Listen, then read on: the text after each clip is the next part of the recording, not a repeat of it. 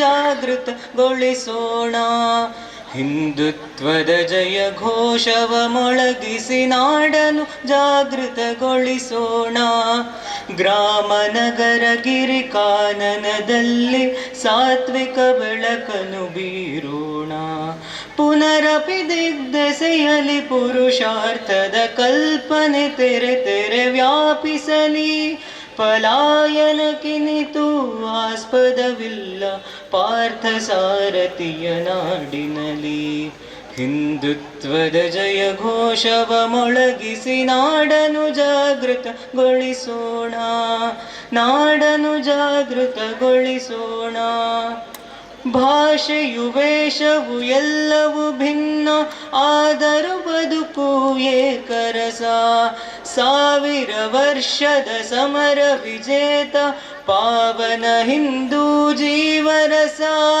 ಸಂಘರ್ಷದ ಸಮರಾಂಗಣದಲ್ಲಿ ಮೂಡುತ್ತಲಿದೆ ನವ ವಿಶ್ವಾಸ. ಗ್ರಾಮ ಗ್ರಾಮಕ್ಕೂ ಪ್ರತಿ ಹೃದಯಕ್ಕೂ ಹಿಂದೂ ರಾಷ್ಟ್ರದ ಸಂದೇಶ. ಹಿಂದುತ್ವದ ಜಯ ಘೋಷವ ಮೊಳಗಿಸಿ ನಾಡನು ಜಾಗೃತಗೊಳಿಸೋಣ. ಜಾತಿ ಮತಗಳ ಧನಿಕ ಬಡವರ ಭೇದ ಭಾವವು ತೊಲಗುತ್ತಿದೆ. ಸ್ನೇಹದ ಪ್ರೇಮದ ಪವಿತ್ರ ಜಾಹ್ನವಿ ಜನಮನದಂಚನು ಸಿಂಚಿಸಿದೆ. ದಶ ಪ್ರಹರಣಿ ದುರ್ಗೆಯ ರೂಪದಿ ತಾಯಿ ಭಾರತಿಯು ಬರುತಿಹಳು. ಕ್ಷಾತ್ರ ತೇಜದಿ ತರಿದು ದುರುಳರ ಲೋಕವ ನಿರ್ಭಯ ಮಾಡಿಹಳು.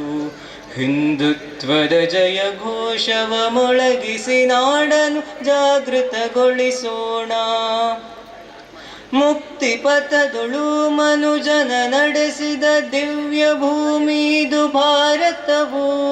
ವಿಶ್ವಸ್ತವ ಕಲ್ಯಾಣದ ಪ್ರೇರಣೆ ನೀಡಿದ ನಾಡಿದು ಶುಭಕರವು. ತತ್ಸಮಧ್ಯೇಯಕ್ಕೆ ಅರ್ಪಿತವಾಗಲಿ ವ್ಯಕ್ತಿಯ ಬದುಕಿನ ಕ್ಷಣ ಕ್ಷಣವು.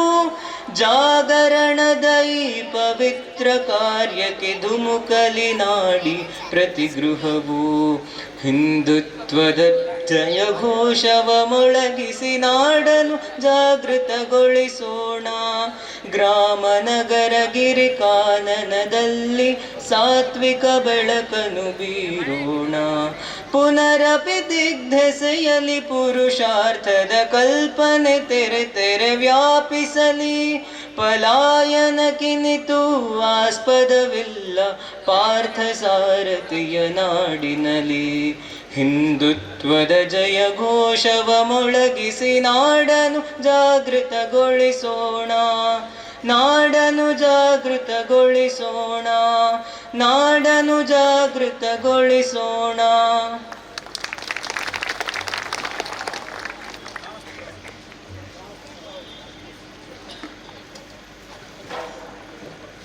ಶ್ರೀಹರಿ ಈಗ ದಿಕ್ಸೂಚಿ ಭಾಷಣವನ್ನು ಮಾಡಬೇಕು ಅಂತ ಶ್ರೀ ಜಗದೀಶ್ ಸ್ವದೇಶಿ ಜಾಗರಣ ಮಂಚ್ನ ಕರ್ನಾಟಕ, ಆಂಧ್ರ ಪ್ರದೇಶ, ತೆಲಂಗಾಣ ರಾಜ್ಯಗಳ ಸಂಘಟನಾ ಕಾರ್ಯದರ್ಶಿ ಅವರನ್ನು ಆಹ್ವಾನಿಸ್ತಾ ಇದ್ದೇನೆ.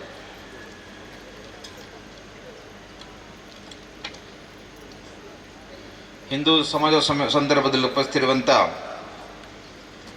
ಇನ್ನೇನೋ ಕೆಲವೇ ಕ್ಷಣಗಳಲ್ಲಿ ಇಲ್ಲಿ ಬಂದು ಸೇರಿ ನಮಗೆ ಆಶೀರ್ವಾದ ನೀಡಿರುವಂಥ ಶ್ರೀ ಜಗದ್ಗುರು ಆದಿಶಂಕರಾಚಾರ್ಯ ಶ್ರೀ ಶ್ರೀ ಸ್ವಯಂ ಪ್ರಕಾಶ ಸಚ್ಚಿದಾನಂದ ಸರಸ್ವತಿ ಮಹಾಸ್ವಾಮಿಗಳಿಗೆ ವಂದನೆಯನ್ನು ಸಲ್ಲಿಸ್ತಾ,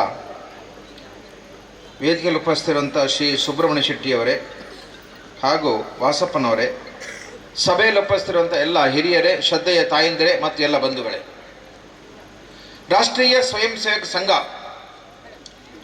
ಪ್ರಾರಂಭ ಆಗಿ 100 ವರ್ಷ ಆಯಿತು. RSS ತನ್ನ ಬಗ್ಗೆ ತಾನೇ ಹೇಳ್ಕೊಳ್ಳಲ್ಲ. ಯೋಚನೆ ಮಾಡಿದ RSS ಈ ವರ್ಷ ಇಡೀ ದೇಶವ್ಯಾಪಿ ವ್ಯಾಪಕ ಹಿಂದೂ ಸಮಾಜೋತ್ಸವ ಮಾಡಬೇಕು ಅಂತ ಗ್ರಾಮ ಪಂಚಾಯತ್ ಮಟ್ಟದಲ್ಲಿ. ಈ ಹಿನ್ನೆಲೆಯಲ್ಲಿ ಈ ಸಮಾಜೋತ್ಸವವನ್ನು ಏರ್ಪಡಿಸಲಾಗಿದೆ. ನಮ್ಗೆ ಅನೇಕರಿಗೆ ಸಂಶಯ ಇರ್ಬೋದು, ಅನೇಕರಿಗೆ ಗೊಂದಲ ಇರ್ಬೋದು. RSS ಏನು ಮಾಡಿದೆ 100 ವರ್ಷದಲ್ಲಿ, 100 ವರ್ಷದಲ್ಲಿ ಏನು ಮಾಡಿದೆ ಅಂತ. ನಮ್ಮ ವಿರೋಧಿಗಳು ಅಲ್ಲಿ ಸ್ವಲ್ಪ ಮಾತಾಡ್ಬಿಡಿ ದಯವಿಟ್ಟು, ಹಿಂದಕ್ಕೆ ಹೋಗಿ ಸ್ವಲ್ಪ. ಹಿಂದೆ ಸಂಘದಲ್ಲಿ ಚಡ್ಡಿ ಹಾಕೊಂಡು ಶಾಖೆ ಹೋಗ್ತಾರೆ ನಾವೆಲ್ಲ. ಆಗ ನಮ್ಮ ವಿರೋಧಿಗಳು ಕಮ್ಯುನಿಸ್ಟರು ಇವರು ಚಡ್ಡಿ ಅಂತ ಕರೀತಾರೆ. ಈಗ ಚಡ್ಡಿ ಹೋಗಿ ಪ್ಯಾಂಟ್ ಬಂದಿದೆ, ಗಣವೇಶ ಆಗಿದೆ, ಚೇಂಜ್ ಆಗಿದೆ. ಬೈತಾ ಇದ್ರು ಇವರು ಚಡ್ಡಿಗಳಂತ ಬೈತಾ ಇದ್ರು. RSS 100 ವರ್ಷದ ಏನು ಮಾಡಿದೆ ನೋಡಿ. ನಮ್ಮ ಸಮಾಜಕ್ಕೆ ಸಮಸ್ಯೆ ಏನು ಗೊತ್ತಾ? ನಾವು ಯಾರು ಅಂತಲೇ ಗೊತ್ತಿಲ್ಲ. ನಾವು ನಮ್ಮನ್ನು ಜಾತಿಯಿಂದ ಗುರುತಿಸ್ಕೊಳ್ತೇವೆ, ಪ್ರದೇಶದಿಂದ ಗುರುತಿಸ್ಕೊಳ್ತೇವೆ. ನಾವು ಕನ್ನಡಿಗ, ಮರಾಠಿಗ ಗುರುತಿಸ್ಕೊಳ್ತೇವೆ, ನಾವು ಜಾತಿಯಿಂದ ಗುರುತಿಸ್ಕೊಳ್ತೇವೆ, ನಾವು ಕುಟುಂಬದಿಂದ ಗುರುತಿಸ್ಕೊಳ್ತೇವೆ, ನಾವು ಸಮಾಜವಾಗಿ ಗುರುತಿಸ್ಕೊಂಡಿಲ್ಲ ನಾವು. ಹೌದಾ? ಅವ್ರು ಹೇಳ್ತಾ ಇದ್ರು, ನಾನು ಒಕ್ಕಲಿಗಂದ್ರೆ 1 ಕೋಟಿ ಜನಸಂಖ್ಯೆಯ ಪ್ರತಿನಿಧಿ, ನಾನು ಲಿಂಗಾಯತ ಅಂದರೆ 1.5 ಕೋಟಿ ಜನರ ಪ್ರತಿನಿಧಿ, ನಾನು ದಲಿತ ಅಂದ್ರೆ ಇಷ್ಟು ಜನರ ಪ್ರತಿನಿಧಿ, ಉದಾಹರಣೆಗೋಸ್ಕರ ಅಷ್ಟೇ. ಹಿಂದೂ ಅಂದರೆ 100 ಕೋಟಿ ಜನರ ಪ್ರತಿನಿಧಿ. ಶಕ್ತಿ ಯಾವುದರಲ್ಲಿದೆ? ಯಾವುದರಲ್ಲಿ ಶಕ್ತಿ? ಯಾವುದರಲ್ಲಿದೆ? 100 ಕೋಟಿ ಜನರ ಪ್ರತಿನಿಧಿ. ಹೆಮ್ಮೆ ಅನ್ಸುತ್ತಾ ಇಲ್ವಾ ನಮಗೆ? ಜಾತಿದ ಗುರುತಿಸ್ಕೊಂಡ್ರೆ ಸಣ್ಣವನಾಗ್ಬಿಡ್ತೇವೆ ನಾವು. ಒಂದು ಸಮಾಜದ ದೃಷ್ಟಿಯಲ್ಲಿ ಗುರುತಿಸ್ಕೊಂಡ್ರೆ ಏನಾಗ್ತೇವೆ ನಾವು? ದೊಡ್ಡವರಾಗ್ಬಿಡ್ತೇವೆ ನಾವು. ಹೌದಾ ಅಲ್ವಾ? RSS ಪ್ರಾರಂಭ ಆದಾಗ ಡಾಕ್ಟರ್ ಹೆಡ್ಗೇವಾರ್ ಅವ್ರು ಯಾರು ಕೇಳಿದ್ರು ಪೂನಾದಲ್ಲಿ, ಯಾರು ಮೂರ್ಖ ಹೇಳ್ತಾನೆ ಇದು ಹಿಂದೂ ರಾಷ್ಟ್ರ ಅಂತ. ಆಗ ಡಾಕ್ಟರ್ ಹೆಡ್ಗೇವಾರ್ ಹೇಳಿದ್ರು, ಬಹುಶಃ ಆಗ ಅವ್ರ ಜೊತೆ ಯಾರು ಇರಲಿಲ್ಲ, ಅವ್ರು ಹೇಳಿದ್ರು, ನಾನು ಡಾಕ್ಟರ್ ಹೆಡ್ಗೇವಾರ್ ಹೇಳ್ತಾ ಇದ್ದಾನೆ ಇದು ಹಿಂದೂ ರಾಷ್ಟ್ರ ಅಂತ. ಇವತ್ತು ದೇಶದ ಎಲ್ಲ ಮೂಲೆಗಳಲ್ಲಿ ಏನು ಹೇಳ್ತಾ ಇದೆ? ನಾವೆಲ್ಲ ಹಿಂದೂಗಳು, ನಾವೆಲ್ಲ ಬಂಧುಗಳು, ನಾವೆಲ್ಲ ಒಂದು ಹೇಳ್ತಾ ಇದೆಯಲ್ವಾ? ಕಳೆದ 100 ವರ್ಷಗಳ RSS ಸಾಧನೆಯನ್ನು ಕೇಳಿದ್ರೆ ಈ ಸಮಾಜಕ್ಕೆ ಒಂದು ಹೆಸರು. ಆ ಹೆಸರು ಏನು? ಹಿಂದೂ. ಅನೇಕ ಸಲ ನಮ್ಗೆ ಅಪಮಾನ ಅಂತ ಅನ್ಸುತ್ತೆ, ಏನಪ್ಪ ಹಿಂದೂ ಅಂತ ಹೇಳ್ತಾ ಇದ್ದಾರೆ ಅಂತ. ಪುರಾಣ ಕಾಲದಲ್ಲಿ ತುಂಬಾ ಒಳ್ಳೆ ಉದಾಹರಣೆಗಳಿದೆ. ಪ್ರಾಚೀನ ಕಾಲದಲ್ಲಿ ಏನ್ ಹೇಳಿದ್ದಾರೆ? ಹಿಂದವಿ ಸ್ವರಾಜ್ಯ. ಯಾರು ಹೇಳಿದ್ದು?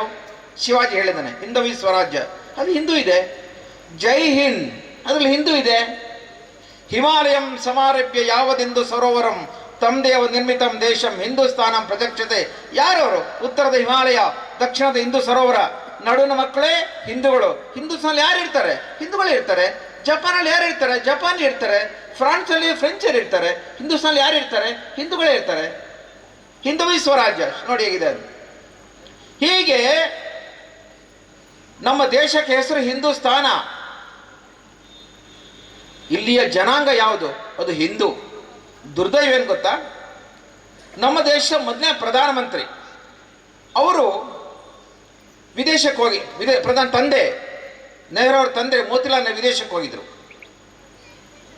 ಒಂದು ಹೋಟೆಲ್ ವಾಸ್ತವ್ಯ ಇತ್ತು ಅವ್ರದ್ದು. ಅಲ್ಲಿ ಬರಿಬೇಕಾಯ್ತು ಯಾವ ದೇಶವ್ರು ನೀವು ಅಂತ, ಆಮೇಲೆ ಯಾವ ಜನಾಂಗ ಅಂತ ಬರಿಬೇಕಾಯ್ತು. ಅವ್ರು ಏನು ಬರೆದಿದ್ರು ಗೊತ್ತಾ ನಿಮಗೆ? ಅವ್ರು ಹೇಳಿದ್ರಂತೆ, ನಾನು ಭಾರತದ ಬಂದಿರೋನು, ನಮ್ಮ ದೇಶ ಭಾರತ, ನನ್ನ ಜನಾಂಗ ಯಾವುದು? ಹಿಂದೂ. ಆಮೇಲೆ ಏನು ಹೇಳಿದ್ರು ಅವರು? ಪೂರ್ವ ಜನ್ಮದ ಪಾಪದ ಫಲವಾಗಿ ಹಿಂದೂವಾಗಿ ಹುಟ್ಟಿನ ಬರೆದಿದ್ದಾರೆ ಅವರು. ಕಲ್ಪನೆ ಮಾಡ್ತೀರ ನೀವು? ಇವತ್ತು ಕಳೆದ 100 ವರ್ಷ RSS ಪ್ರಯತ್ನ ಹೇಗಿದೆ? ಇಂಗ್ಲೆಂಡ್ನ ಪ್ರಧಾನಮಂತ್ರಿ ನಾರಾಯಣಮೂರ್ತಿಯವರ ಅಳಿಯ ಗೊತ್ತು ನಮಗೆ, ಸುನೋಕ್, ಅವರೇನು ಹೇಳಿದ್ರು? ನಾನು ಹಿಂದೂ ಅಂತ ಹೇಳ್ಕೊಂಡ್ರು. ಭಾರತದಲ್ಲಿ ಮಾತ್ರ ಅಲ್ಲ, ವಿದೇಶಗಳಲ್ಲಿ ನಮ್ಮ 150 ವರ್ಷ ಆಳಿರುವಂಥ ಬ್ರಿಟಿಷ್ ದೇಶದ ಪ್ರಧಾನಮಂತ್ರಿ ಅವ್ರೇನು ಹೇಳ್ತಾರೆ? ಗರ್ವದಿಂದ, ಹೆಮ್ಮೆಯಿಂದ ಏನು ಹೇಳ್ತಾರೆ? ನಾನು ಹಿಂದೂ ಅಂತ ಹೇಳ್ಕೊಳ್ತಾರೆ. ಇನ್ನೂ ಬಹಳ ಚೆನ್ನಾಗಿ ಹೇಳಿದ್ರು, ಹಿಂದೂ ಅಂದ್ರೆ ಯಾರು? ಹಿಂಸೆಯಿಂದ ದೂರ ಇರ್ತಾನೆ ಅವನು ಹಿಂದೂ ಅಂತ. ಹಿಂದೂ ಹಿಂಸೆ ಒಪ್ಪಲ್ಲ ಹಿಂದೂ.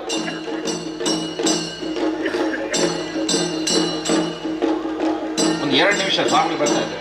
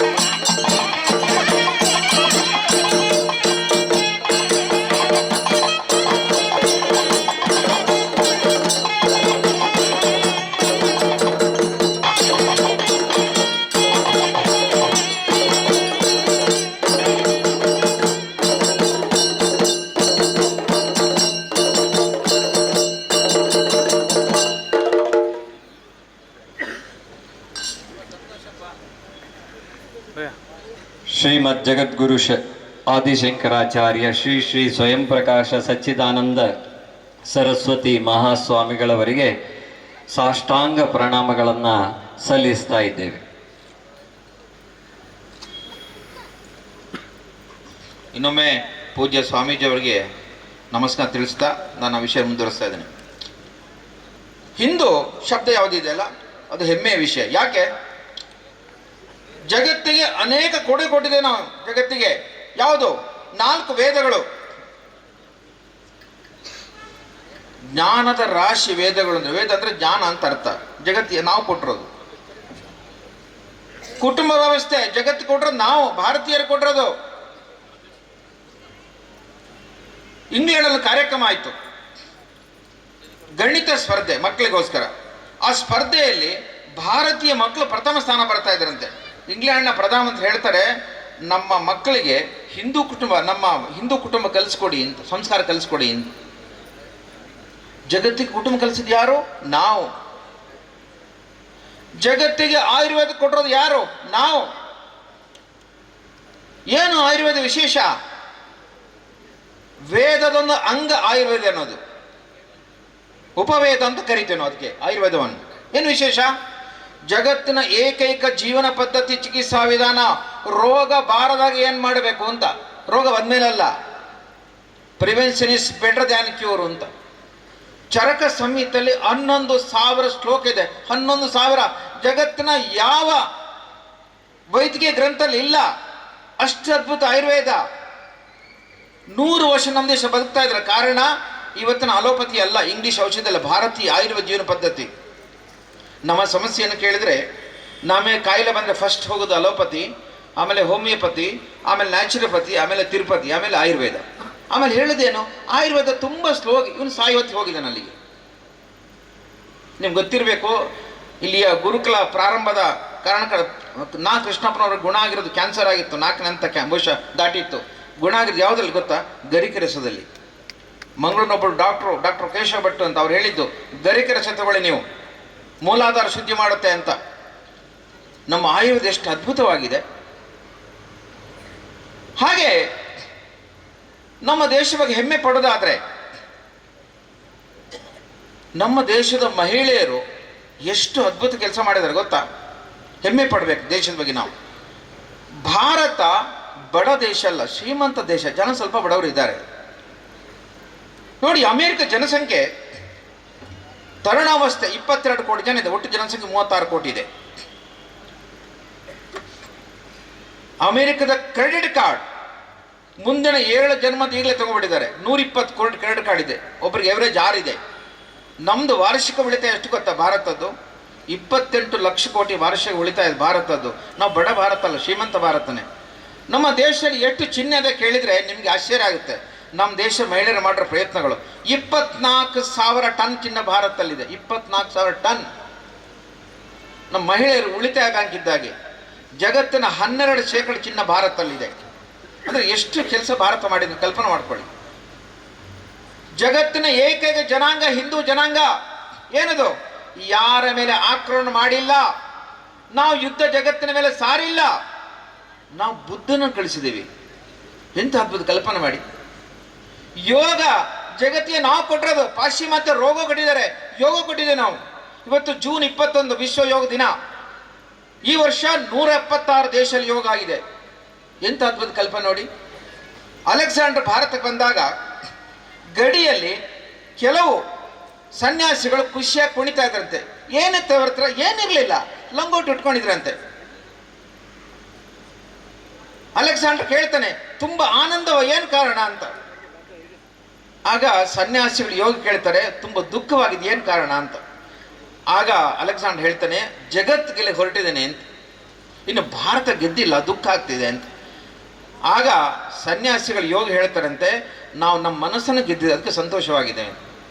ನಮ್ಮದು ಮನಸ್ಸು ಗೆಲ್ಲುವ ಮಾರ್ಗ ಯೋಗ, ಜಗತ್ತಿಗೆ ಕೊಟ್ಟಿದ್ದೆ ನಾವು. ಹೀಗೆ ಯಾವ ಕ್ಷೇತ್ರ ಇಲ್ಲ ಹೇಳಿ ನೋಡೋಣ ಭಾರತ ಪರಂಪರೆಯಲ್ಲಿ ನೋಡೋಣ. ಹೀಗಾಗಿ ಹೆಮ್ಮೆ ಪಡಬೇಕು ನಾವು. ಜಗತ್ತಿಗೆ ಶಾಂತಿ ಕೊಟ್ಟಿರುವಂಥ ಯೋಗ, ಆಯುರ್ವೇದ, ಕುಟುಂಬ ವ್ಯವಸ್ಥೆ, ಸಾವಯವ ಕೃಷಿ. ಆದಿತ್ಯ ಸ್ವಲ್ಪ ಮಾತಾಡಬೇಕು. ಇವತ್ತು ಸಾಯುವ ಕೃಷಿ ಮಾಡ್ತಾ ಇದ್ದು ನಾವು. ನಿಮಗೆ ನಾನು ಉದಾಹರಣೆ ಕೊಡ್ತೇನೆ. ನಾನು ಪಂಜಾಬ್ ಇದೆ, ಕ್ಯಾನ್ಸರ್ ಬೆಲ್ಟ್ ಅದು. ಕರ್ನಾಟಕ ಸಿಂಧುನೂರು ಇದೆ. ಇವತ್ತು ದೊಡ್ಡ ತುಂಗಭದ್ರಾ ಡ್ಯಾಮ್ ಕಾರಣ ದೊಡ್ಡ ಪ್ರಮಾಣದಲ್ಲಿ ರಾಸಾಯನಿಕ ಆಗ್ತಾ ಇದ್ದಾರೆ. ಪ್ರತಿ ಹಳ್ಳಿಯಲ್ಲಿ 2ರಿಂದ 3 ಜನ ಕ್ಯಾನ್ಸರ್ ಇದ್ದಾರೆ. ಇತ್ತೀಚಿನ ಕೊಪ್ಪಳದ ವರದಿ ಇದೆ. ಏನದು? ಪ್ರತಿ 4 ಜನರ ಪೈಕಿ ಒಬ್ಬನಿಗೆ ಕ್ಯಾನ್ಸರ್ ಇದೆ. ಹಸಿರು ಕ್ರಾಂತಿ ಭ್ರಾಂತಿಯಾಗಿ ವಾಂತಿ ಆಗ್ತಾ ಇದೆ. ಈಗ ಯಾರು ಹೇಳ್ತಾರೆ ನಿಮಗೆ? ಪ್ರಕೃತಿಯಲ್ಲಿ ಕೃಷಿ ಆಗುತ್ತೆ, ಪ್ರಕೃತಿ ವ್ಯವಸ್ಥೆನೇ ಕೃಷಿ. ಯಾರು ಹೇಳ್ತಾರೆ ನಿಮಗೆ ಹಸಿರು ಕ್ರಾಂತಿ? ಹೀಗಾಗಿ ಜಗತ್ತಿಗೆ ಸಾವಯವ ಕೃಷಿ ಕೊಟ್ಟಿದೆ. ನಾವು ಇವತ್ತು ಸಾವಯವ ಕೃಷಿ ಮಾಡ್ತಾ ಇದ್ದೇವೆ ನಾವು. ಆರ್ಕಾಡ್ ಜಿಲ್ಲೆ ವರದಿದೆ. ಅನೇಕರು ತಪ್ಪು ಕಲ್ಪನೆ, ಸಾವಯವ ಕೃಷಿಯಲ್ಲಿ ಬೆಳೆ ಆಗಲ್ಲ, ಸುಳ್ಳದು. ಆರ್ಕಾಡ್ ಜಿಲ್ಲೆ ವರದಿದೆ, ಬ್ರಿಟಿಷ್ ಬರೆದಿದ್ದಾರೆ. 1 ಎಕರೆಯಲ್ಲಿ ಭಾರತೀಯರು 54 ಕ್ವಿಂಟಲ್ ಭತ್ತ ಬೆಳೀತಾ ಇದ್ರು ಅಂತ. ಇವತ್ತು ಇತ್ತೀಚೆಗೆ ನಾನು ವಿಜಯವಾಡ ಪ್ರವಾಸ ಹೋಗಿದ್ದೆ. ತೆನಾಲಿ ರಾಮಕೃಷ್ಣ ಅವರ ಸಂಬಂಧಿಕ ಮನೆಗೆ, ಅಂದರೆ ಅವ್ರ ಪರಂಪರೆ ಮನೆಗೆ ಹೋಗಿದ್ದೆ ನಾನು. ಅವ್ರು ಹೇಳಿದರು, ನಮ್ಮಲ್ಲಿ ರಾಸಾಯನಿಕ ಬಳಕೆ ಮಾಡಿ 30 ಕ್ವಿಂಟಲ್ ಬೆಳೀತೇವೆ ಅಂತ. ಒಂದೇ ಒಂದು ಚಮಚ ರಾಸಾಯನಿಕ ಹಾಕದೆ ಸಾವಯವ ಕೃಷಿ ಮಾಡೋ ದೇಶ ಭಾರತ. 54 ಕ್ವಿಂಟಲ್ ಬೆಳೀತಾ ಇದ್ದು ನಾವು. ಹೀಗೆ ಜಗತ್ತಿಗೆ ಅನೇಕ ಕೊಡುಗೆ ಕೊಟ್ಟಿದ್ದೀವಿ ನಾವು. ಹೆಮ್ಮೆ ಪಡಬೇಕು ಬೇಡ ನಾವು? ಇವತ್ತು ನಾನು ಹೇಳ್ತೇನೆ, ಇವತ್ತು ಅನೇಕ ದೇಶಗಳು ಹೇಳ್ತಾರೆ ಭಾರತ ಬಗ್ಗೆ, ಇಲ್ಲಿ ಅತ್ಯಾಚಾರ ಕೊಲೆ ನಡೀತದೆ ಅಂತ. ನಿಮ್ಗೆ ಗೊತ್ತಿರಬೇಕು, ಅಮೆರಿಕದ ಕ್ರೈಮ್ ರೇಟ್ ಎಷ್ಟು ಗೊತ್ತಾ? 64%. ಭಾರತ 4.1%. ಯಾರು ಜಾಸ್ತಿ ಇದೆ ಹೇಳಿ ನೋಡೋಣ. ಹೀಗೆ ನಮ್ಮ ದೇಶದ ಬಗ್ಗೆ ಹೇಳ್ಕೊಳ್ಳುವಂಥ, ಸಮಾಜ ಹೇಳುವಂಥ 100 ಅಂಶ ಇದೆ. ಅದಕ್ಕೋಸ್ಕರ ಹೆಮ್ಮೆಯಿಂದ ಹೇಳ್ಕೋಬೇಕು. ನಮ್ಮಲ್ಲಿ ಯಾರು? ಹಿಂದೂಗಳು. ಹೇಳಿ ನೋಡೋಣ, ಜೋರಾಗಿ ಹೇಳಿ ನೋಡೋಣ. ನಮ್ಮಲ್ಲಿ ಯಾರು?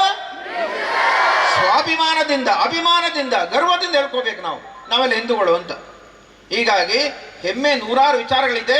ಸಮಯದ ಅಭಾವ ಜಾಸ್ತಿ ಹೇಳಕ್ಕೆ ಹೋಗಲ್ಲ ನಾನು. ಹೀಗಾಗಿ ಹಿಂದುತ್ವ ಏನು ಹೇಳುತ್ತೆ? ದೇವರೊಬ್ಬ ನಾಮ ಹಲವು ಇಂಥ ಅದ್ಭುತ ಕಲ್ಪನೆ ನೋಡಿ. ಕ್ರಿಶ್ಚಿಯನ್ ಮುಸಲ್ಮಾನ ಹೇಳ್ತಾರೆ ಒಬ್ಬನೇ ದೇವರು, ಒಂದೇ ದಾರಿ. ಶುಕ್ರವಾರ ಮಾತ್ರ ಸಿಗ್ತಾನೆ, ಭಾನುವಾರ ಬೇರೆ ರಜಾ ಹಾಕಿರ್ತಾರೆ ಬೇರೆ ಸವರು.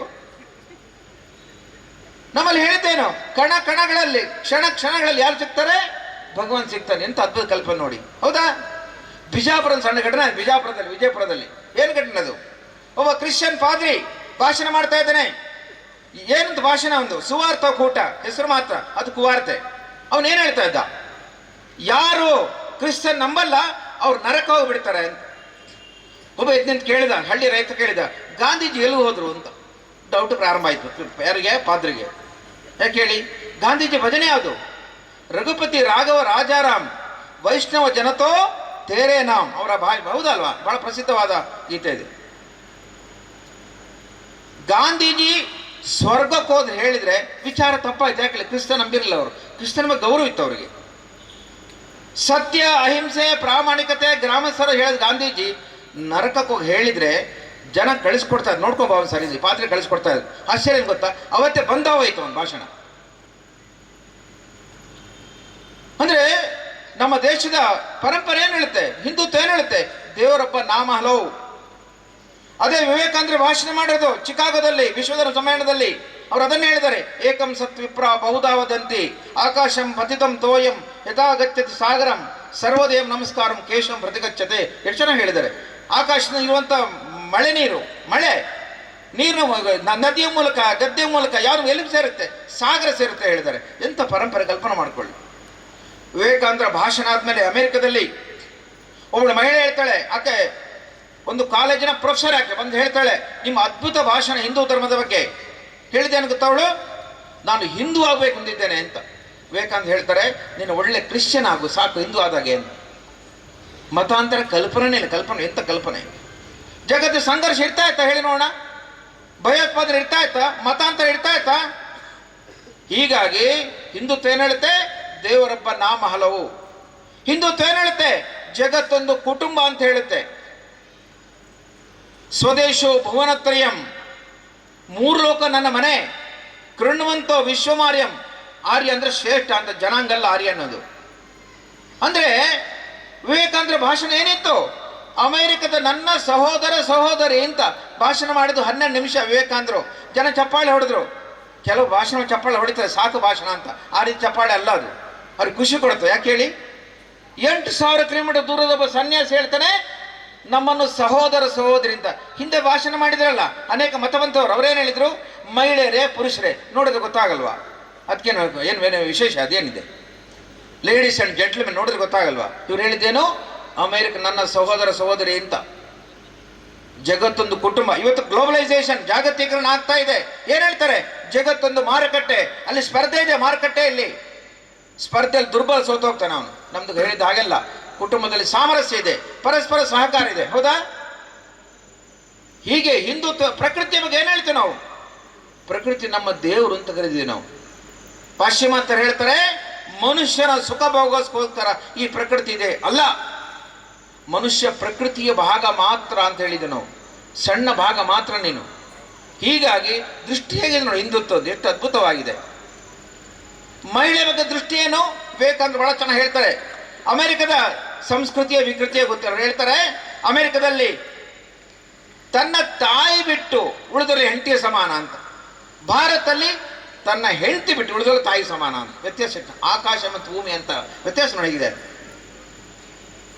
ಎಲ್ಲಿ ಮಹಿಳೆ ಗೌರವ ಸಿಗಲ್ಲ ಅಲ್ಲಿ ದೇವರು ಒಲಿಯಲ್ಲ ಅಂತ ಹೇಳ್ತೇವೆ ನಾವು. ಹೀಗೆ ಹಿಂದುತ್ವ ಪ್ರಕೃತಿಯ ಬಗ್ಗೆ, ಮನುಷ್ಯನ ಬಗ್ಗೆ, ಭಗವಂತನ ಸೃಷ್ಟಿಯ ಬಗ್ಗೆ, ಭಗವಂತನ ಆರಾಧನೆ ಬಗ್ಗೆ ಎಂತ ಅದ್ಭುತ ಕಲ್ಪನೆ. ಅದಕ್ಕೋಸ್ಕರ ಹಿಂದುತ್ವ ರಾಷ್ಟ್ರೀಯತೆ, ಹಿಂದುತ್ವ ನಮ್ಮ ಸಂಸ್ಕೃತಿ, ಹಿಂದುತ್ವ ನಮ್ಮ ಜೀವನ ಮೌಲ್ಯ. ಯಾವತ್ತು ಹಿಂದೂಸ್ತಾನ್ ನಮಗೆ ದೇವಭೂಮಿ, ಕರ್ಮಭೂಮಿ, ಜನ್ಮಭೂಮಿ. ನಮಗೆ ಹೆಮ್ಮೆ ಪಡಬೇಕು ನಾವು ಹಿಂದೂಗಳಕ್ಕೆ. ಹೀಗಾಗಿ ಹಿಂದುತ್ವ ರಾಷ್ಟ್ರದ ಪ್ರಾಣ. ಜಗತ್ ಕಲ್ಯಾಣ ರಾಜಮಾರ್ಗ ಯಾವುದು? ಯಾವ ಸೆಕ್ಯುಲರಿಸಮ್ ಅಲ್ಲ, ಯಾವ ಕಮ್ಯುನಿಸಮ್ ಅಲ್ಲ, ಯಾವ ಗ್ಲೋಬಲೈಸೇಷನ್ ಅಲ್ಲ. ಯಾವುದು? ಹಿಂದುತ್ವ. ಜಗತ್ತಿನ ಕಲ್ಯಾಣದ ರಾಜಮಾರ್ಗ ಅದು ಹಿಂದುತ್ವ. ಹೆಮ್ಮೆ ಪಡ್ಬೇಕು ನಾವು ಹಿಂದೂಗಳಾಗೋದಕ್ಕೆ. ಇನ್ನು ಎರಡನೇದು, RSS ಏನ್ ಮಾಡಿದೆ? ನಮ್ಮಲ್ಲಿ ಮಾತಿದೆ, ಏನದು? ಅಭೇದ್ಯವಾದ ಸಂಘಟನೆ RSS ಮಾಡಿದೆ. ಆಗ್ಲೇ ಒಬ್ರು ಹೇಳಿದ್ರು 73,000 ಶಾಖೆ RSS ಶಾಖೆ ದೇಶದಲ್ಲಿ ನಿತ್ಯ ಶಾಖೆ ನಡೀತಾ ಇದೆ. ಸುಮಾರು ಒಂದು 15-20 ಸಾವಿರದಷ್ಟು ವಾರಕ್ಕೊಮ್ಮೆ ಸೇರ್ತಾರೆ. ಹೆಚ್ಚು ಕಮ್ಮಿ 1 ಲಕ್ಷ ಗ್ರಾಮದಲ್ಲಿ RSS, 1 ಲಕ್ಷ ಗ್ರಾಮಗಳಲ್ಲಿ. ಜಗತ್ತಿನ ಅತ್ಯಂತ ದೊಡ್ಡ ಸಂಘಟನೆ. ಯಾವ ಮುಸ್ಲಿಂ ಸಂಘಟನೆ ಅಲ್ಲ, ಯಾವ ಕ್ರಿಶ್ಚಿಯನ್ ಸಂಘಟನೆ ಅಲ್ಲ. ಯಾವುದು? RSS. BBC-ಯಲ್ಲಿ ಪ್ರಶ್ನೆ ಮಾಡಿದ್ರು, ರಸಪ್ರಶ್ನೆಯಲ್ಲಿ, ಕ್ವಿಜಲ್ಲಿ. ಜಗತ್ತಿನ ಅತ್ಯಂತ ದೊಡ್ಡ ಸ್ವಯಂ ಸೇವಾ ಸಂಸ್ಥೆ ಯಾವುದು? ಅದು ಭಾರತದ ರಾಷ್ಟ್ರೀಯ ಸ್ವಯಂ ಸೇವಕ ಸಂಘ ಅಂತ ಹೇಳಿದ್ರು. ಡಾಕ್ಟರ್ ಹೆಡ್ಗೇವಾರ್ ಅವ್ರು ಪ್ರಾರಂಭ ಮಾಡಿದ್ರು, RSS ಪ್ರಾರಂಭ ಮಾಡಿದ್ರಲ್ಲ. ಆಗ ಏನಿತ್ತು ಗೊತ್ತಾ ಪರಿಸ್ಥಿತಿ? 4 ಜನ ಹಿಂದೂಗಳು ಯಾವ ಒಟ್ಟು ಹೋಗ್ತಾ ಇದ್ದಾರೆ, 5ನೇ ಅವನ ಹೆಗಲ ಮೇಲೆ ಇದ್ದ, ಅಂದ್ರೆ ಸ್ಮಶಾನಕ್ಕೆ ಹೋದಾಗ ಮಾತ್ರ ಅಂತ. 4 ಜನ ಹಿಂದೂಗಳು ಒಟ್ಟಾಗಿ ಹೋಗ್ತಾರೆ, ಅವರ ಹೆಗಲ ಮೇಲೆ ಒಂದು ಹೆಣ ಇರಬೇಕಂತ, ಆಗ ಮಾತ್ರ. ಒಟ್ಟು ನಡೀತಾನೆ ಇರಲಿಲ್ಲ. ಇವತ್ತು ಹಾಗಿಲ್ಲ. ಇವತ್ತು ಗ್ರಾಮಗಳು ನೋಡ್ತಾ ಇದ್ದೇವೆ ನಾವು. ಗ್ರಾಮಗಳ ಜನ ಸೇರಿ. ನಿನ್ನೆ ನಾನು ಮೂಡಿಗೆರೆ ಹೋಗಿದ್ದೆ. ಒಂದು ಸಣ್ಣ ಗ್ರಾಮ, 2-3 ಗ್ರಾಮಗಳಲ್ಲಿ ಸುಮಾರು 800 ಜನ ಸೇರಿದ್ರು ಅವರು. ಹೆಮ್ಮೆ ಪಡ್ತಾ ಇದ್ರು ಅವರು. ಹೀಗೆ ಒಂದು ಅಭೇದ್ಯ ಸಂಘಟನೆ ನೋಡಿ. RSS ಪ್ರಾರಂಭ ಆದ 95ರಲ್ಲಿ. ಆಗ ಕಮ್ಯುನಿಸ್ಟ್ ಪ್ರಾರಂಭ ಆಯಿತು. ಕಮ್ಯುನಿಸಮ್, ಕಮ್ಮಿ ನಿಷ್ಠೆ ಅವರಿಗೆ. ನಿಷ್ಠೆ ದೇಶಕ್ಕಿಲ್ಲ ಅವ್ರದ್ದು. ನಿಷ್ಠೆ ಎಲ್ಲಿಗೆ? ರಷ್ಯಾಕ್ಕೆ. ನಿಷ್ಠೆ ಎಲ್ಲಿಗೆ ಅವ್ರದ್ದು? ಚೈನಾಕ್ಕೆ. ಅಲ್ಲಿ ಮಳೆ ಬಂದರೆ ಇಲ್ಲಿ ಪಡೆ ಹಿಡಿತಾರೆ. ಅದು ಹೆಸರು ಕಮ್ಯುನಿಸ್ಟ್ರು ಅಂತ. ಕಮ್ಮಿ ನಿಷ್ಠೆ ಅವರು ಕಮ್ಯುನಿಸ್ಟ್ರು. ಅವ್ರು ಹೇಳಿದ್ದೇನು ಗೊತ್ತಾ? ಜಗತ್ತಿನ ಕಾರ್ಮಿಕರೇ ಒಂದಾಗಿ.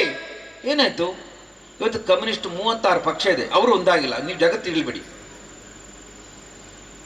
RSS 2 RSS ಇದೆಯಾ?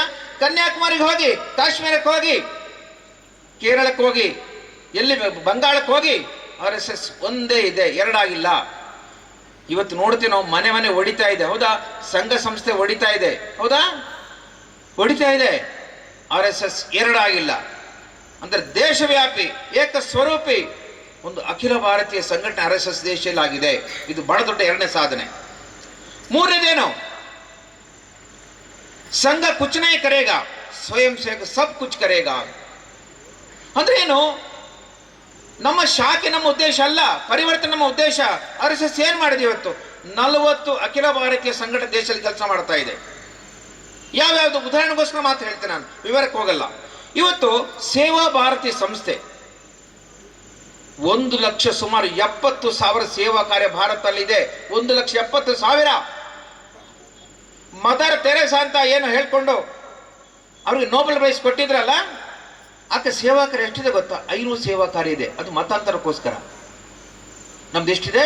ನಾವು ಕೋಮುವಾದಿಗಳು, ಅವರು ಸೆಕ್ಯುಲರ್ ವಾದಿಗಳು, ಮತಾಂತರ ಮಾಡೋರು. 500 ಸೇವಾ ಕಾರ್ಯ, ಅವರಿಗೆ ನೋಬೆಲ್ ಪ್ರೈಸ್. ನಮಗೆ ಕೋಮುವಾದಿಗಳು, ನಾವು ಸೇವಾ ಕಾರ್ಯ ಮಾಡ್ತಾ ಇದ್ವಲ್ಲ. ನೆರೆ ಬರಲಿ, ಭೂಕಂಪ ಬರಲಿ, ಕೊರೋನಾ ಬರಲಿ, ಯಾವುದೇ ಸಮಸ್ಯೆ ಬರಲಿ, ಯಾರು ಸಿದ್ಧರಾಗೋದು RSS ಕಾರ್ಯಕರ್ತರು.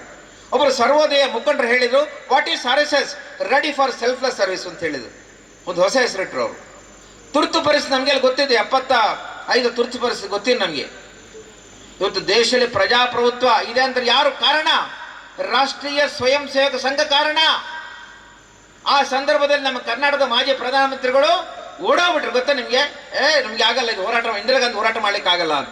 ದೊಡ್ಡ ಮುಖಂಡರು ಮನೇಲಿ ಕೂತಿದ್ರು, ನಮ್ಮನ್ನು ಸಾಮಾನ್ಯ ಸ್ವಯಂ ಸೇವಕರು ಬೀದಿಗಳಲ್ಲಿ ಹೋರಾಟ ಮಾಡಿದ್ರು. ಅನೇಕರು 18 ತಿಂಗಳು ಜೈಲಲ್ಲಿ ಇದ್ರು. ಅಂದ್ರೆ ಸಂಘ ದೇಶಕ್ಕೆ ಅಗತ್ಯ ಬಿದ್ದಾಗ ಸೇವಾ ಕಾರ್ಯಗಳು ಹೋರಾಟ ಮಾಡಿದೆ. ಇವತ್ತು ಅಯೋಧ್ಯೆ ರಾಮ ಮಂದಿರ ವಿಶ್ವ ಹಿಂದೂ ಪರಿಷತ್ ನೇತೃತ್ವದಲ್ಲಿ 500 ವರ್ಷಗಳ ನಂತರ ಭವ್ಯ ದಿವ್ಯ ರಾಮ ಮಂದಿರ ಕಟ್ಟಿದ್ದೇವೆ ನಾವು. ಇದು ಸಂಘ ದೊಡ್ಡ ಸಾಧನೆ ಅಂತ ಕರೀತೇನೆ ನಾನು. ಕಾರ್ಮಿಕ ಕ್ಷೇತ್ರ, ಭಾರತೀಯ ಮಜ್ದೂರ್ ಸಂಘ ಜಗತ್ ನಂಬರ್ 1 ಸಂಘಟನೆ. ಅವರ ಘೋಷಣೆ ಏನು ಗೊತ್ತಾ? ಕಮ್ಯುನಿಸ್ಟ್ ಘೋಷಣೆ ಇದೆ, ಜಗತ್ತಿನ ಕಾರ್ಮಿಕರೇ ಒಂದಾಗಿ. ನಮ್ಮ ಘೋಷಣೆ ಏನು ಗೊತ್ತಾ? ಕಾರ್ಮಿಕರೇ ಜಗತ್ತನ್ನು ಒಂದುಗೂಡಿಸಿ. ಶಬ್ದ ವ್ಯತ್ಯಾಸ ನೋಡಿ, ಈಗ ಜಗತ್ತನ್ನು ಒಂದುಗೂಡಿಸಿ. ನೀವು ಎಂತ ಅದ್ಭುತ ಕಲ್ಪನೆಗಳಲ್ಲಿ. ಅಖಿಲ ಭಾರತೀಯ ವಿದ್ಯಾರ್ಥಿ ಪರಿಷತ್ ಜ್ಞಾನಶೀಲೇಕತೆ ಅಂತ ಕರೀತಾರೆ ಅವರು. ವಿದ್ಯಾರ್ಥಿ ಶಕ್ತಿ, ರಾಷ್ಟ್ರ ಶಕ್ತಿ. ನಮ್ದೊಂದು ಪರಿವಾರ, ಎಲ್ಲವೂ ಸೇರ್ಕೊಂಡಂತೆ. ಆಡಳಿತ ಮಂಡಳಿ, ಉಪನ್ಯಾಸಕರು, ವಿದ್ಯಾರ್ಥಿಗಳು ಒಂದು ಪರಿವಾರ ಅಂತ ಕರಿತೀವಿ ನಾವು. ಗೋರಕ್ಷಣೆ, ದೊಡ್ಡ ಪ್ರಮಾಣದಲ್ಲಿ ಗೋರಕ್ಷಣೆ ದೇಶದಲ್ಲಿ ಆಗ್ತಾ ಇದೆ. ವಿಶ್ವಮಂಗಲ ಗೋಗ್ರಾತ್ರ ಆದ್ಮೇಲೆ ದೇಶದಲ್ಲಿ ಸುಮಾರು 800 ದೇಶೀಯ ಗೋಶಾಲೆ ಪ್ರಾರಂಭ ಆಗಿದೆ ನಮ್ಮ ದೇಶದಲ್ಲಿ ಪ್ರಯತ್ನದಲ್ಲಿ. ವಿಶ್ವ ಹಿಂದೂ ಪರಿಷತ್ ಎಲ್ಲ ಸಾಧು ಸಂತರನ್ನು ಒಟ್ಟುಗೂಡಿಸ್ತಾ ಇದೆ, ಧರ್ಮ ಸಂಸತ್ ಮಾಡ್ತಾ ಇದೆ.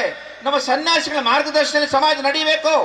ನಮ್ಮ ಸಮಾಜದಲ್ಲಿ ಸನ್ಯಾಸಿಗಳಿಗೆ, ಮಠಾಧೀಶರಿಗೆ ಪೂಜ್ಯವಾದ ಗೌರವ ಇದೆ, ಅವರ ಮಾತಿಗೆ ಗೌರವ ಇದೆ. ಇಲ್ಲ, ಒಂದಾಗಿ ನಾವು ನಡೀಬೇಕು ಅಂತ ವಿಶ್ವದ ಕೆಲಸ ಮಾಡ್ತಾ ಇದೆ. ವಿದ್ಯಾಭಾರತಿ ಸಂಸ್ಥೆ, ಭಾರತೀಯ ಶಿಕ್ಷಣ ಸಂಸ್ಥೆ. ನಮ್ಮ ದುರ್ದೈವ ಏನು ಗೊತ್ತಾ? ಬ್ರಿಟಿಷ್ ಭಾರತ ಬಿಟ್ಟಿದ್ದಾರೆ, ಅವರ ಶಿಕ್ಷಣ ಪದ್ಧತಿ ಬಿಟ್ಟಿಲ್ಲ ನಾವು.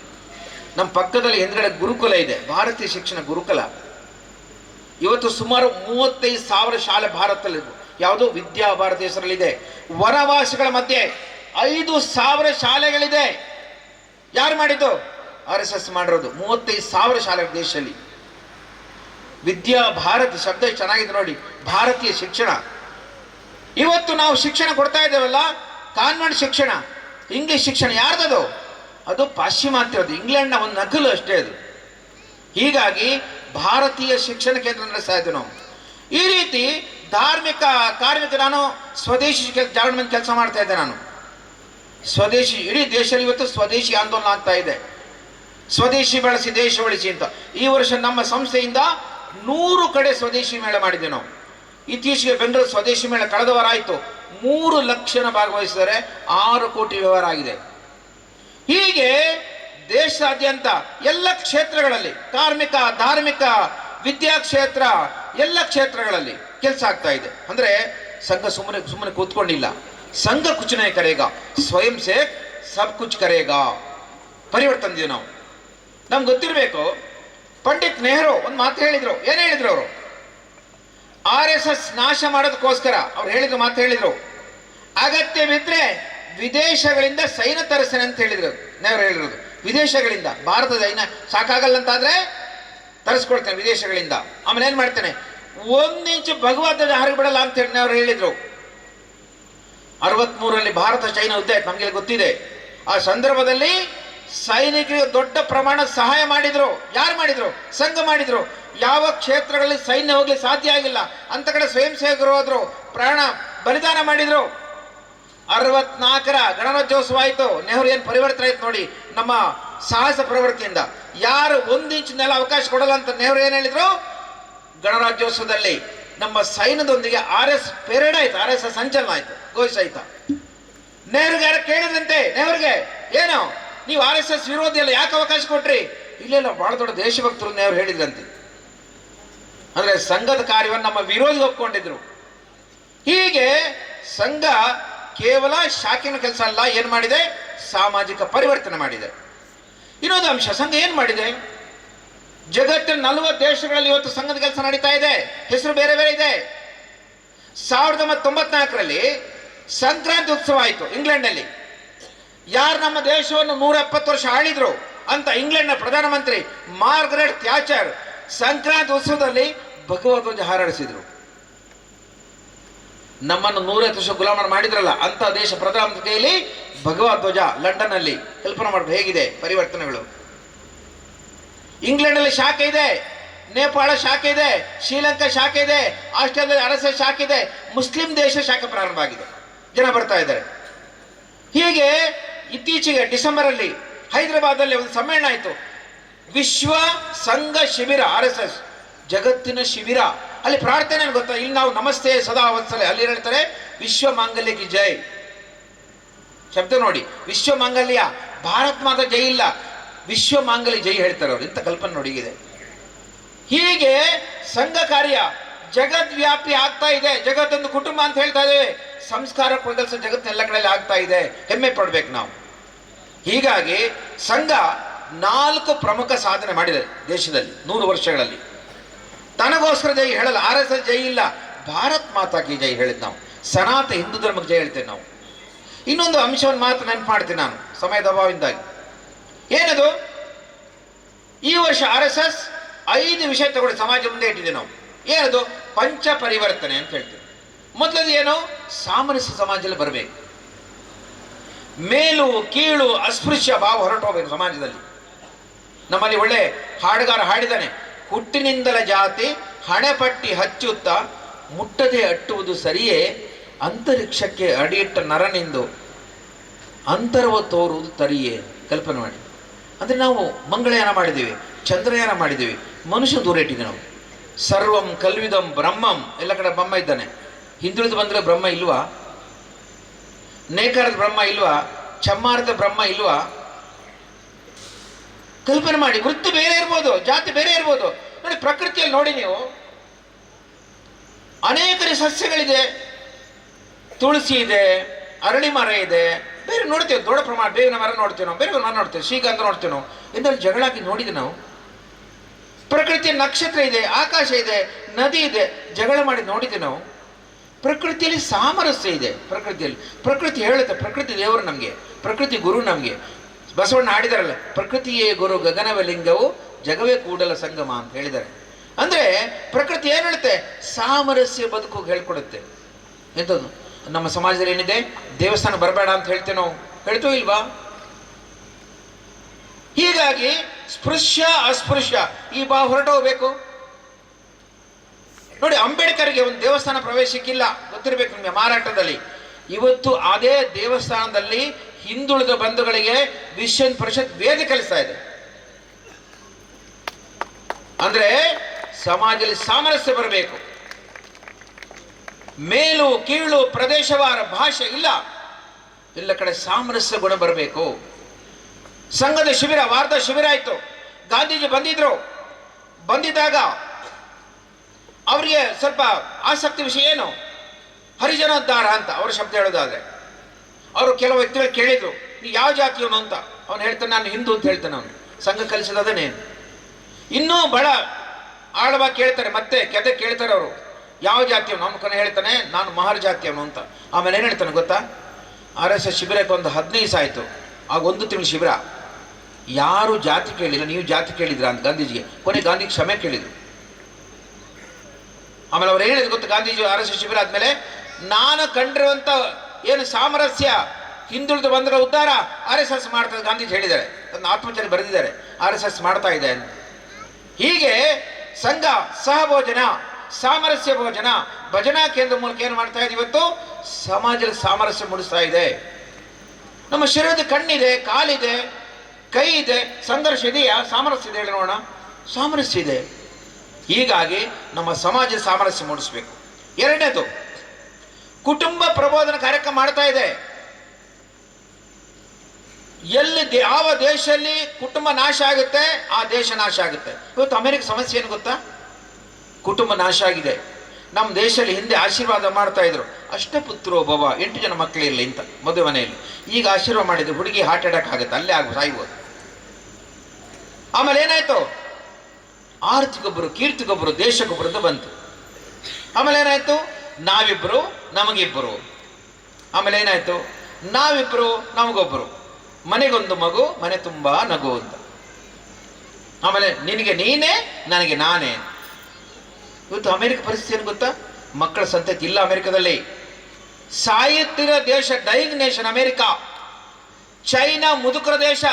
ಯಾವ ದೇಶದಲ್ಲಿ ಯಾವ ಜನಾಂಗ 2.3% ಏರಿಕೆ ಆಗಬೇಕು ಅಂದ್ರೆ 4 ಕುಟುಂಬಕ್ಕೆ 10 ಜನ ಮಕ್ಕಳು ಇರಬೇಕು. ಇವತ್ತು ನಮ್ಮನೇಲಿ ಏನಿದೆ? ವಸ್ತುಗಳಿದೆ, ಟಿವಿ, ಕಂಪ್ಯೂಟರ್, ಮೊಬೈಲ್. ಜನ ಎಲ್ಲಿದ್ದಾರೆ? ಮನುಷ್ಯರು ಎಲ್ಲಿದ್ದಾರೆ ಹೇಳಿ ನೋಡೋಣ. ಭವಿಷ್ಯ ಏನಾಗ್ಬೋದು ಹೇಳಿ ನೋಡೋಣ. ನೀವು ಮಲೆನಾಡಲ್ಲಿ ನೋಡಿ, ದೊಡ್ಡ ದೊಡ್ಡ ಮನೆಗಳಿವೆ, ಹೌದಾ? ಜನ ಎಲ್ಲಿದ್ದಾರೆ? ಹೀಗಾಗಿ ನಮ್ಮ ಕುಟುಂಬ ವ್ಯವಸ್ಥೆ ಆಧಾರ ಏನು ಹೇಳಿ ನೋಡೋಣ? ಅವಿಭಕ್ತ ಕುಟುಂಬಗಳು, ಹೌದಾ? ನೋಡಿ ಹೇಗೆ ಕಲ್ಪನೆ ಇದೆ ಅಂದ್ರೆ, ಅವಿಭಕ್ತ ಕುಟುಂಬದಲ್ಲಿ ಆತ್ಮಹತ್ಯೆ ಇಲ್ಲ. ನಾನು ಹೇಳ್ತೇನೆ, ಒಂಟಿತನ ಕಾಡ್ತಾ ಇದೆ. ಯಾಕೆ ಹೇಳಿ? ಮನೆಯಲ್ಲಿ ಮಕ್ಕಳ ಸಂತತಿ ಇಲ್ಲ. ಖುಷಿಯಾಗಿ ಮಕ್ಕಳು ದೇವರಿದ್ದಾಗೆ, ಹೌದಾ? ಅವರ ತಂಟೆ, ಅವರ ತರಲೆ ಮಾಡೋದು ಬಹಳ ಖುಷಿ ಕೊಡುತ್ತೆ, ಹೌದಾ ಅಲ್ವಾ? ಅಂದ್ರೆ ಕಲ್ಪನೆ ಮಾಡಿ, ಇವತ್ತು ಏನಾಗಿದೆ? ಮನೆಗಳಲ್ಲಿ ಮಕ್ಕಳಿಲ್ಲ, ಸಂತತಿ ಇಲ್ಲ. ಒಂದು ಮಗು ಇರುತ್ತೆ ಮನೆಯಲ್ಲಿ, ಅದು ಸ್ನಾನ ಮಾಡಲಿಕ್ಕೆ ಹೋಗುತ್ತೆ, ಹಂಡೆ ಖಾಲಿ ಮಾಡಿ ಬರುತ್ತೆ. ಮನೆಯಲ್ಲಿ 4-5 ಜನ ಮಕ್ಕಳಿದ್ದಾರೆ, ಚಿಕ್ಕಪ್ಪ ದೊಡ್ಡಪ್ಪ ಎಲ್ಲ ಇದ್ದಾರಲ್ವಾ? ಮಗು ಯೋಚನೆ ಮಾಡುತ್ತೆ, ಚಿಕ್ಕಪ್ಪ ಇದ್ದಾರೆ, ಅಥವಾ ಸ್ವಲ್ಪ ಸ್ನಾನ ಮಾಡಿ ಬರೋಣ, ಚಿಕ್ಕಪ್ಪನಿಗೆ ಬೇಕಲ್ವಾ, ಚಿಕ್ಕಮ್ಮನಿಗೆ ಬೇಕಲ್ವಾ? ಸಾಮಾಜಿಕ ಪ್ರಜ್ಞೆ ಜಾಸ್ತಿ, ಹೌದಾ? ನಾನು ಮಧುಗಿರಿ ಕುಟುಂಬ ನೋಡ್ಲಿಕ್ಕೆ ಹೋಗಿದ್ದೆ, ಊಟಕ್ಕೆ ಅಂತ ಹೋಗಿದ್ದೆ. ನಾನು RSS ಪ್ರಚಾರಕರು ಕಾರ್ಯಕರ್ತರು ಮನೆ ಮೇಲೆ ಊಟಕ್ಕೆ ಹೋಗ್ಬೇಕು ಅಂತ, ಸಾಮರಸ್ಯ ಮೂಡಿಸ್ಬೇಕು ಅಂತ. ಸುಮಾರು ವರ್ಷ ಹಿಂದಿನ ಘಟನೆ ಹೇಳ್ತಿದ್ದೆ ನಾನು. 5 ಜನ ಬರ್ತೇವೆ ಅಂತ ಹೇಳಿದೆ ನಾನು. ಆಗ ಮೊಬೈಲ್ ಇರಲಿಲ್ಲ, ನಿಮ್ಮ ಮಂದಿರ ಜೀವನದಲ್ಲಿ ಇತ್ತು. ಆಗ ಅವ್ರು ಹೇಳಿದ್ರು, ಸತ್ಯನಾರಾಯಣ ಶೆಟ್ಟರ್ ಅಂತ ಹೇಳಿದ್ರು, ನಮ್ಮ ಮನೆಗೆ 5 ಜನ ಆದ್ರೆ ನೀವು ಹೇಳಿಕ್ಕೆ ಬರುವ ಅಗತ್ಯ ಇಲ್ಲ, 15 ಜನ ಅಂತ ಬನ್ನಿ, ಪರವಾಗಿಲ್ಲ. ಯಾಕೆ? ನಮ್ಮನೆ 120 ಜನ ಇದ್ದಾರೆ ಅಂತ. ಅವ್ರ ಮನೆ 120 ಜನ ಇದ್ರು. ಬೆಳಗಾವಿ ಒಂದು ಕುಟುಂಬ ಹೋಗಿದ್ದೆ ನಾನು, ಇವತ್ತಿಗೆ ನೋಡಿದ್ರೆ 200 ಜನ ಇದ್ದ ಮನೆಯಲ್ಲಿದ್ದಾರೆ. 200 ಜನ ಒಂದು ಮನೆಯಲ್ಲಿ, ಗ್ರಾಮದಲ್ಲ. ಹೀಗಾಗಿ ನಮ್ಮ ಕುಟುಂಬ ವ್ಯವಸ್ಥೆ ಹೇಗಾಗಬೇಕು? ಕನಿಷ್ಠ 3 ಜನ ಮಕ್ಕಳು ಇರಬೇಕಲ್ವಾ? ಬಹಳ ಮುಖ್ಯವಾದ ತಾಯಂದಿರು ಮತ್ತು ನಮ್ಮ ಕುಟುಂಬ ವ್ಯವಸ್ಥೆ ಯೋಚನೆ ಮಾಡಬೇಕು. ನಮ್ಮ ಕುಟುಂಬ ಏನಾಗಬೇಕು? ಸಂಸ್ಕಾರ ಕೇಂದ್ರ ಆಗ್ಬೇಕಲ್ವಾ? ಇವತ್ತು ನಮ್ಮ ಮನೆಯಲ್ಲಿ ಏನಾಗಿದೆ? ಸೀರಿಯಲ್ ಬಂದಿದೆ, ಟಿವಿಗಳು ಬಂದಿದೆ, ಮೂರ್ಖರ ಬೆಟ್ಟಿಗೆ ಬಂದಿದೆ, ಹೌದಾ? ಮನೆಗೆ 7 ಗಂಟೆ ಮೇಲೆ ಯಾರೋ ಬಂದ್ರ, ಯಾಕಾದ್ರೂ ಬಂದ್ರು ಇವತ್ತು ಯೋಚನೆ ಮಾಡ್ತಾರೆ, ಹೌದಾ? ನಾನೊಂದು ಮನೆಗೆ ಹೋಗಿದ್ದೆ, ನಿಮ್ಮ ಚಿಕ್ಕಮಗಳೂರು ಜಿಲ್ಲೆ ಮನೆಗೆ ಹೋಗಿದ್ದೆ. ನಾನು ಯಾವ ಮನೆ ಅಂತ ಹೇಳಿಕ್ಕೆ ಹೋಗಲ್ಲ, ದುಃಖ ಆಗುತ್ತೆ ಹೇಳ್ಕೊಳ್ಳಿ ಕೆಲವೊಮ್ಮೆ. ಅವ್ರು ಹೇಳಿದ್ರು, ಪರಿಚಯ ಮನೆ ಪರಿಚಯ ಅವ್ರು ಹೇಳಿದ್ರು, ಏನು ಹೇಳಿದ್ರು ಗೊತ್ತಾ? ನಮ್ಮ ಸಂಬಂಧಿಕರು ಸಾವಾಗಿದೆ. ನಾನು ಕೇಳಿದ್, ನೀವು ಹೋಗಿಲ್ಲ? ಇಲ್ಲ ಹೋಗಿಲ್ಲ. ಯಾಕೆ? ಸಂಕ್ರಾಂತಿ ಧಾರಾವಾಹಿ ಬರ್ತಾ ಇದೆ. ಎಂತ ವಿಚಿತ್ರ ನೋಡಿ, ಸಾವಿಗಿಂತ ಧಾರಾವಾಹಿ ಮುಖ್ಯ ಆಯ್ತು ಇವರಿಗೆ. ಆ ಧಾರಾವಾಹಿ ಏನು ಹೇಳಿ, ಇವರು ಕಣ್ಣೀರು ಸುರಿಸ್ತಾರೆ, ಟವಲ್ ಸಾಕಾಗಲ್ಲ, ಪಕ್ಕವನ್ನ ಸತ್ರ ಹೋಗಲ್ಲ, ಹೌದಾ? ಅದು ಎಷ್ಟು ದುರಂತ ಹೇಗಾಗಿದೆ. ಎಲ್ಲಿ ಭಜನೆ ಮನೆಗಳಲ್ಲಿ ಎಲ್ಲಿದೆ ಹೇಳಿ ನೋಡೋಣ? ಒಟ್ಟಾಗಿ ಎಲ್ಲಿ ಊಟ ಮಾಡ್ತೀವಿ ಹೇಳಿ ನೋಡೋಣ? ಊಟ ಮಾಡ್ತೇವೆ ನಾವು ಒಟ್ಟಾಗಿ? ಇಲ್ಲ. ಹೀಗೆ ನಮ್ಮ ಮನೆಗಳು ಸಂಸ್ಕಾರ ಕೇಂದ್ರಗಳು. ಮನೆಗಳಲ್ಲಿ ಮಕ್ಕಳ ಸಂತತಿ ಇರಬೇಕು, ಮನೆಯಲ್ಲಿ ಭಜನೆ ನಡಿಬೇಕು. ಮನೆಗಳು ಶೋರೂಮ್ ಅಲ್ಲ, ವಸ್ತುಗಳ ಕೇಂದ್ರ ಅಲ್ಲ. ಯೋಚನೆ ಮಾಡ್ಬೇಕು ನಾವು. ಹೀಗಾಗಿ ಮನೆ ಸಂಸ್ಕಾರದ ಕೇಂದ್ರ. ಶಿವಾಜಿ ಬೆಳೆಸಿದ್ ಯಾರು? ಜೀಜಾಬಾಯಿ, ಹೌದಾ? ವಿವೇಕಾನಂದ ಬೆಳೆಸಿದ್ ಯಾರು? ತಾಯಿ ಭುವನೇಶ್ವರಿ, ಹೌದಾ? ಕಾನ್ವೆಂಟ್ ಕಳಿಸ್ಕೊಟ್ರೆ ಮಕ್ಕಳು ಉದ್ಧಾರ ಆಗೋದಲ್ಲ. ಏನ್ ಹೇಳಿ? ಮನೆಗಳಲ್ಲಿ ಸಂಸ್ಕಾರ ಸಿಗಬೇಕು. ಮನೆಯ ಮೊದಲ ಪಾಠಶಾಲೆ, ಜನನಿ ತಾನೇ ಮೊದಲ ಗುರು. ಹೌದಲ್ವಾ? ಒಂದು ಘಟನೆ ಹೇಳ್ತೇನೆ ನಾನು, ನನ್ನ ಜೀವನದ ಬೇರೆ ಒಂದು ಸಣ್ಣ ಘಟನೆ ಹೇಳ್ತೇನೆ ನಾನು. ಮನೆ ಸಂಸ್ಕಾರ ಹೇಗಿದೆ ಅಂತ. ಒಂದು ಮನೆಗೆ ಹೋಗಿದ್ದೆ, ಪಾವಗಡ ಮನೆಗೆ ಹೋಗಿದ್ದೆ, ಹಿಂದುಳಿದ ಪ್ರದೇಶ, ಸಾಮಾಜಿಕವಾಗಿ ಆರ್ಥಿಕವಾಗಿ. ಒಂದು ಮನೆಯಲ್ಲಿ ಸಾವಾಗಿತ್ತು.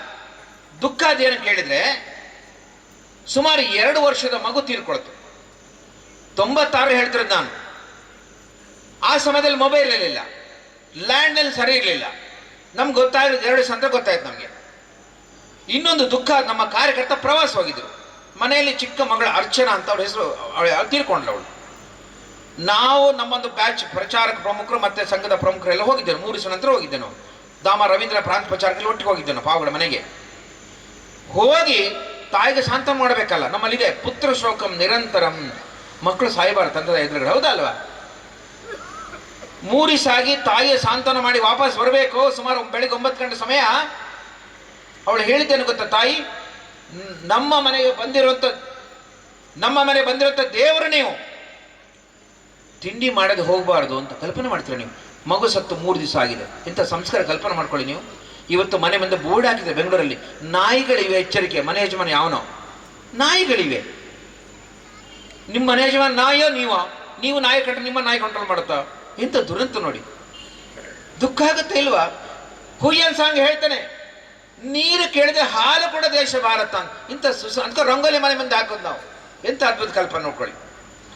ಇನ್ನು ಮೂರನೇದೇನು? ಪರಿಸರ ಸಂರಕ್ಷಣೆ ಬಹಳ ಮುಖ್ಯವಾದ.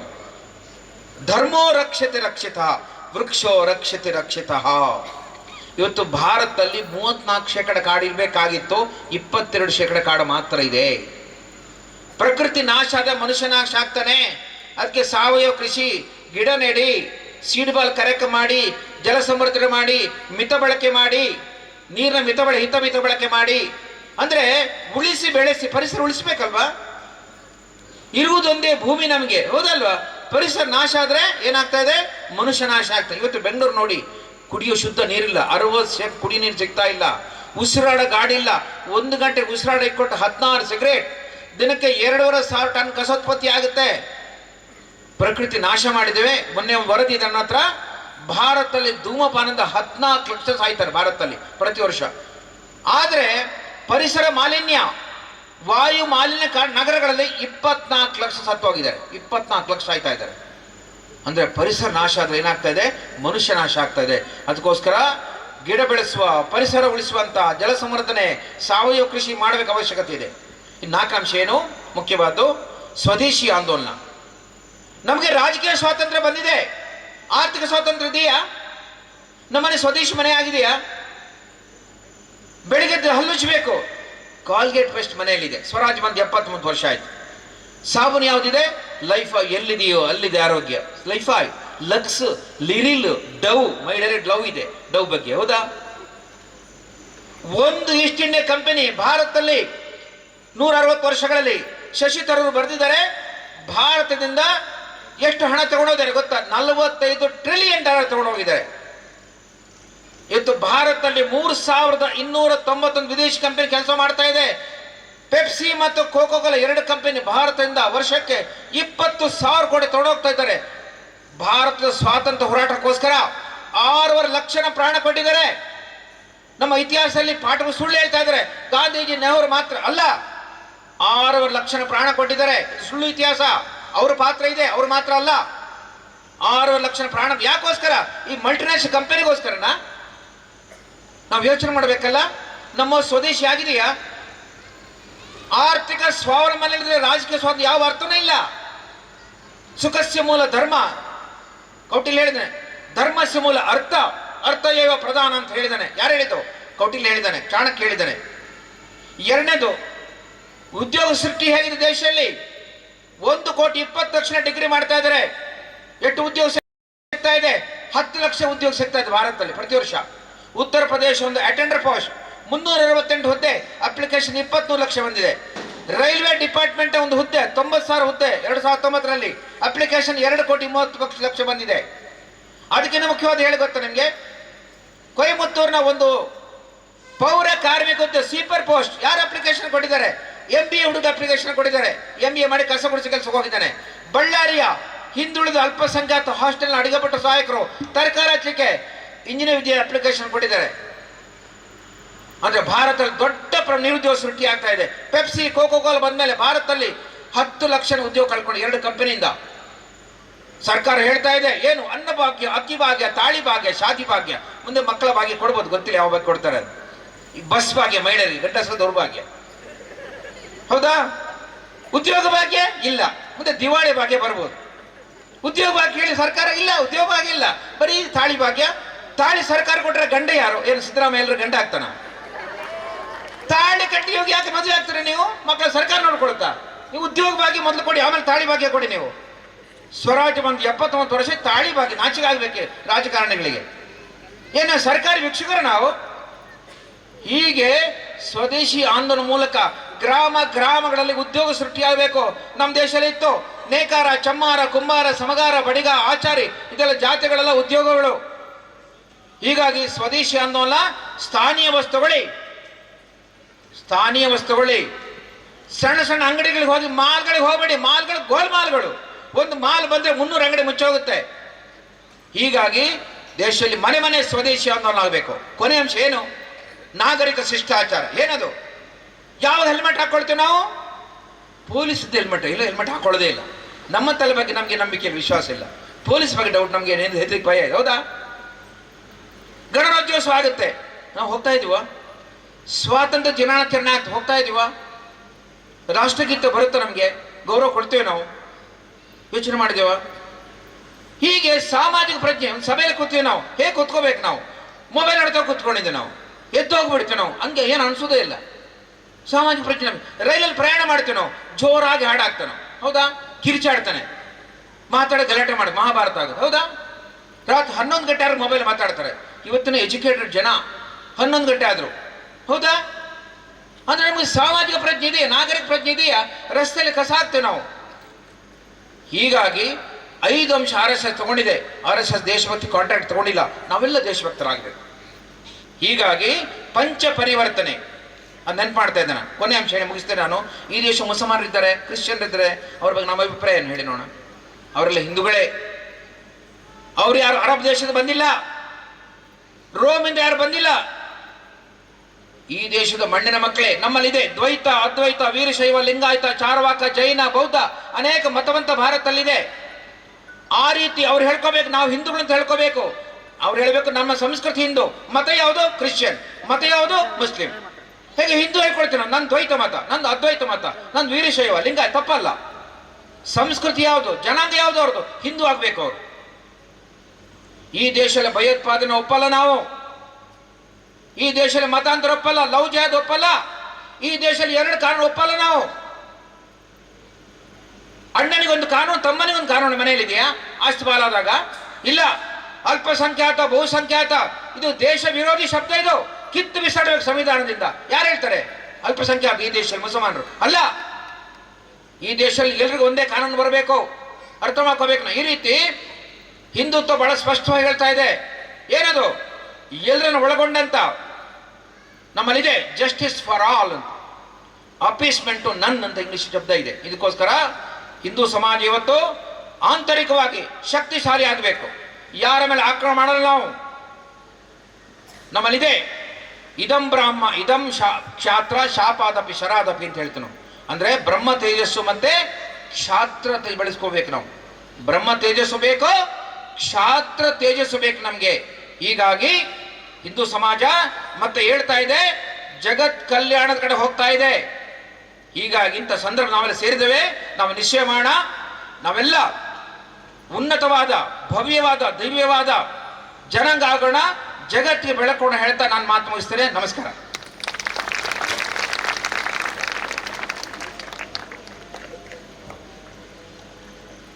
ಶ್ರೀ ಜಗದೀಶ್ ಬೆಂಗಳೂರು ಇವರಿಗೆ ತಮ್ಮೆಲ್ಲರ ಪರವಾಗಿ ಧನ್ಯವಾದಗಳನ್ನು ಸಮರ್ಪಿಸುತ್ತಾ, ಪ್ರಬೋಧಿನಿ ಗುರುಕುಲದ ವಿದ್ಯಾರ್ಥಿಗಳ ವೇದ ಘೋಷದೊಂದಿಗೆ ಪರಮ ಪೂಜ್ಯರಿಗೆ ಈಗ ಫಲ ಸಮರ್ಪಣೆ ಹಿಂದೂ ಸಮಾಜೋತ್ಸವ ಸಮಿತಿ ವತಿಯಿಂದ.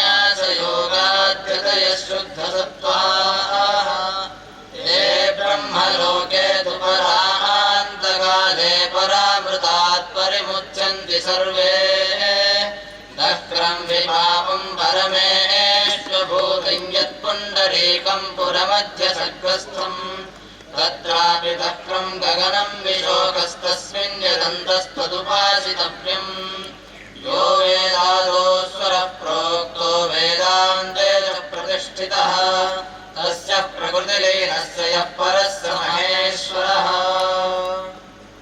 ॐ शान्तिः शान्तिः शान्तिः।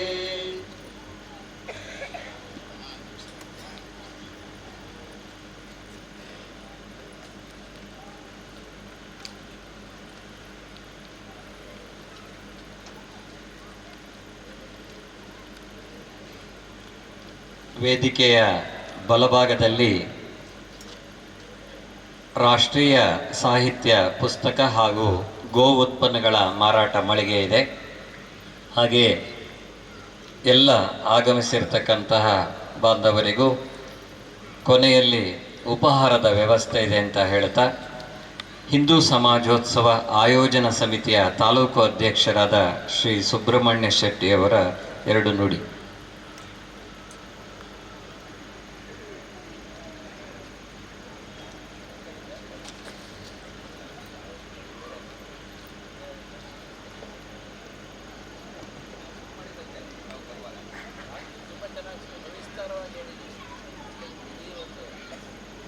ಶ್ರೀಮಠ ಹರಿಯಪ್ರದ ಗುರುಗಳ ಪಾದಕ್ಕೆ ವಂದಿಸುತ್ತಾ, RSSನ 100ನೇ ವರ್ಷದ ಸಮಾಜೋತ್ಸವದ ಅಧ್ಯಕ್ಷನಾಗಿ ಮಾಡಿದಂಥ RSSನ ಎಲ್ಲ ಮುಖಂಡರಿಗೂ ಹಾಗೂ ಉತ್ತಮವಾಗಿ ವಾಗ್ಮಿ ಜಗದೀಶ್ ಅವರು ತುಂಬ ಚೆನ್ನಾಗಿ ಮಾತಾಡಿದ್ದಾರೆ. ಅವರ ಮಾತು ಕೇಳಿ ತುಂಬ ಖುಷಿಯಾಯಿತು.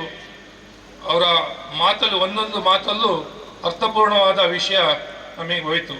ಹಾಗೂ ನನ್ನ ಮಿತ್ರ ದಲಿತ ಮುಖಂಡರಾದ ವಾಶಪ್ಪನವರೇ, ಈ 100ನೇ ವರ್ಷ ಏನು RSS ಅವರು ಎಲ್ಲ ಹಿಂದೂಗಳನ್ನು ಸೇರಿಸಬೇಕಂತೇಳಿ ಸುಮಾರು ನಮ್ಮ ತಾಲೂಕಿನಲ್ಲಿ 15 ಕಾರ್ಯಕ್ರಮಗಳನ್ನು ಇಟ್ಟಿದ್ದಾರೆ.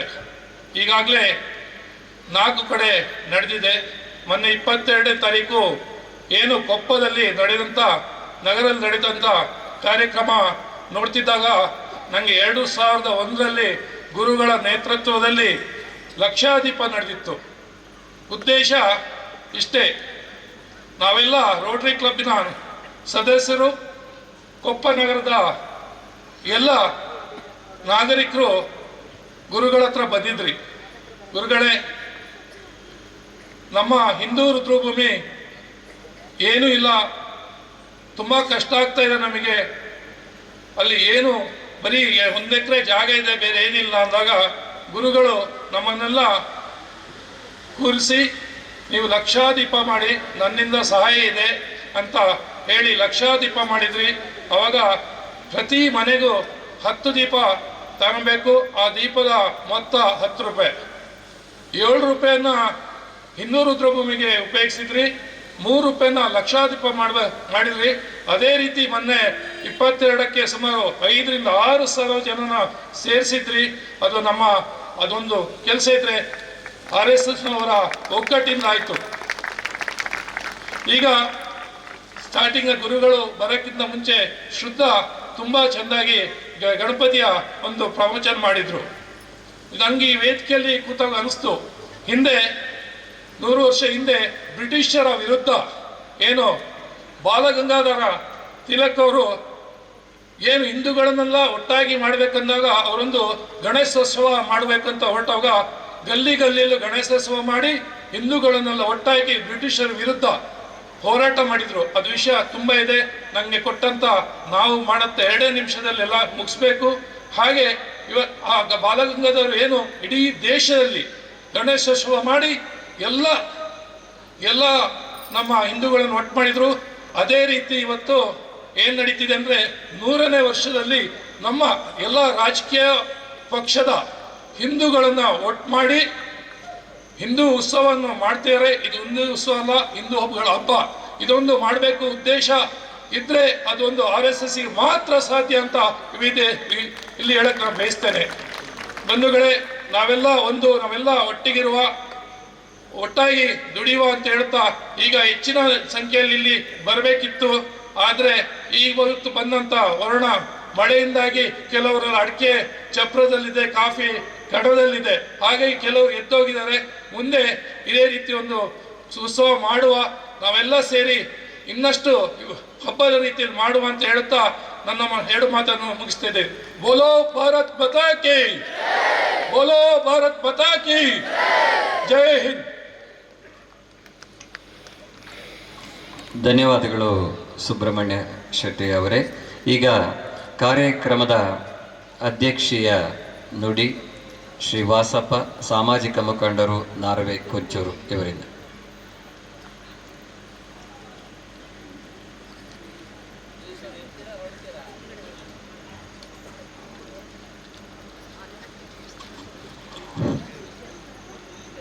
ಶ್ರೀ ಪರಮಪೂಜ್ಯ ಶ್ರೀಮಾನ್ ಜಗದ್ಗುರು ಆದಿಶಂಕರಾಚಾರ್ಯ ಲಕ್ಷ್ಮೀ ನರಸಿಂಹ ಪರಮಪೂಜ್ಯ ಸ್ವಾಮೀಜಿಯವರ ಚರಣಕಮಲಗಳಿಗೆ ಸಾಷ್ಟಾಂಗ ಪ್ರಣಾಮಗಳನ್ನು ಸಮರ್ಪಣೆ ಮಾಡ್ತಾ, ನಡೆದಾಡುವ ದೇವರು, ಹಾಗೆ ಸಮಾಜವನ್ನು ಒಟ್ಟುಗೂಡಿಸ್ತಕ್ಕಂಥ ದಿಟ್ಟ ನಿಲುವನ್ನು ತೆಗೆದುಕೊಂಡು ಜವಾಬ್ದಾರಿಯನ್ನು ತೆಗೆದುಕೊಂಡಿರ್ತಕ್ಕಂಥ ಪರಮಪೂಜ್ಯ ಸ್ವಾಮೀಜಿಯವರ ಸಾಷ್ಟಾಂಗ ಪ್ರಣಾಮಗಳನ್ನು ಸಮರ್ಪಣೆ ಮಾಡ್ತಾ, ಹಾಗೆ ಈಗ ತಾನೇ ದಿಕ್ಸೂಚಿ ಭಾಷಣವನ್ನು ಮಾಡಿ ತಮ್ಮ ಏನು ನಡೆದು ಬಂದಿರತಕ್ಕಂಥ RSSನ ಸಿದ್ಧಾಂತಗಳು, ಜವಾಬ್ದಾರಿಗಳು ಮತ್ತು ಶಿಸ್ತು ಬದ್ಧತೆಗಳನ್ನು ಸವಿಸ್ತಾರವಾಗಿ ಮಾತನಾಡಿರ್ತಕ್ಕಂಥ ಜಗದೀಶ್ವರವರೇ, ಹಾಗೆ ಕೊಪ್ಪ ತಾಲೂಕಿನ ಹಿಂದೂ ಮಹಾಸಮಾಜದ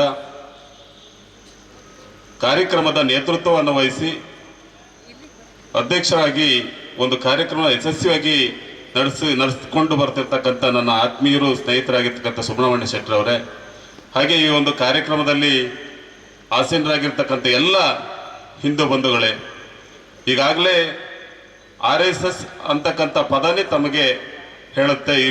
ಈ ಪದದಲ್ಲಿ ಶಿಸ್ತು, ಬದ್ಧತೆ ಮತ್ತು ಈ ದೇಶ ಕಟ್ಟತಕ್ಕಂಥ ಕೆಲಸವನ್ನು RSS ಇವತ್ತು 100 ವರ್ಷಗಳಿಂದ ಇಲ್ಲಿವರೆಗೂ ಕೂಡ ಮಾಡ್ಕೊಂಡು ಬಂದಿದೆ. ತಮಗೆಲ್ಲ ಗೊತ್ತಿದೆ, ಇವತ್ತು ನಾವು ಹಿಂದೂ ಅಂತ ಹೇಳ್ಕೊಳ್ಳೋದಕ್ಕೆ ನಮಗೆ ಎಲ್ಲೋ ಒಂದು ಕಡೆ ಸ್ವಲ್ಪ ಮುಜುಗರ. ಮೊದಲು ನಾನು ಹಿಂದೂ, ಈ ದೇಶಕ್ಕಾಗಿ ನನ್ನ ಸ್ವಲ್ಪ ಶ್ರಮನಾರು ಕೂಡ ನಾನು ಹಾಕಬೇಕು ಅಂತೇಳಿ ನಾವು ಯಾವತ್ತೂ ಈ ಜಾತಿ, ಮತ, ಪಂಥ ಸಿದ್ಧಾಂತಗಳನ್ನು ಬಿಟ್ಟು ಒಟ್ಟಾಗ್ತೀವೋ ಅವತ್ತು ಈ ದೇಶ ಸುಭಿಕ್ಷವಾಗಿ ಇರ್ಲಿಕ್ಕೆ ಸಾಧ್ಯತೆ ಇದೆ. ಅದನ್ನು ನಮ್ಮ ಸ್ವಾಮೀಜಿಯವರು ಪ್ರತಿ ಒಂದು ಸಭೆಯಲ್ಲೂ ಕೂಡ ಹೇಳ್ತಾರೆ. ಇವತ್ತು ನಾವೆಲ್ಲ ಒಟ್ಟಾದರೆ ಮಾತ್ರ ಈ ದೇಶ ಉಳಿಯುತ್ತದೆ, ಇಲ್ಲದಿದ್ರೆ ಯಾವುದೇ ಕಾರಣಕ್ಕೂ ಸಾಧ್ಯ ಇಲ್ಲ. ನಿಮ್ಮ ಆಚಾರ ವಿಚಾರಗಳನ್ನು ನಿಮ್ಮ ಮನೆಯಲ್ಲಿಟ್ಟು ದೇಶ ಕಟ್ಟಕ್ಕೋಸ್ಕರ ನೀವೆಲ್ಲ ಕಟಿಬದ್ಧರಾಗಲೇಬೇಕು ಅಂತ ಹೇಳಿ. ಕೆಲವರು ಇದು ಸ್ವಾಮೀಜಿಯವರು ಏನು ಮಾತನಾಡಬೇಕು ಅಂತ ಮಾತಾಡ್ತಾರ ಅಂತೇಳಿ ಕೆಲವರು ಹಗುರವಾಗಿ ತಿಳ್ಕೊಳ್ತಿದ್ದೀರಿ. ದಯಮಾಡಿ ತಾವೆಲ್ಲರೂ ಯೋಚನೆ ಮಾಡಬೇಕು. ನಾವೆಲ್ಲ ಒಟ್ಟಾದರೆ ಮಾತ್ರ ಈ ಸಮಾಜ ಉಳಿಲಿಕ್ಕೆ ಸಾಧ್ಯತೆ ಇದೆ. ಹಾಗಾಗಿ ಇವತ್ತು ನಮ್ಮ ಹರಿಹರಪುರ ಮಠದಲ್ಲಿ ನಮ್ಮ ದಲಿತ ಸಮಾಜದ ಎಲ್ಲ ಬಂಧುಗಳು ಇವತ್ತು ಸಾಕಷ್ಟು ಜನ 100ಕ್ಕೆ 90% ಜನ ಇವತ್ತು ಹರಿಹರಪುರ ಮಠದ ಸ್ವಾಮೀಜಿಯನ್ನು ಒಪ್ಪಿಕೊಳ್ತಕ್ಕಂಥದ್ದು. ಕಾರಣ ಅವರಲ್ಲಿ ಯಾವುದೇ ಜಾತಿ, ಮತ, ಭೇದ ಇದು ಯಾವುದೂ ಇಲ್ಲ.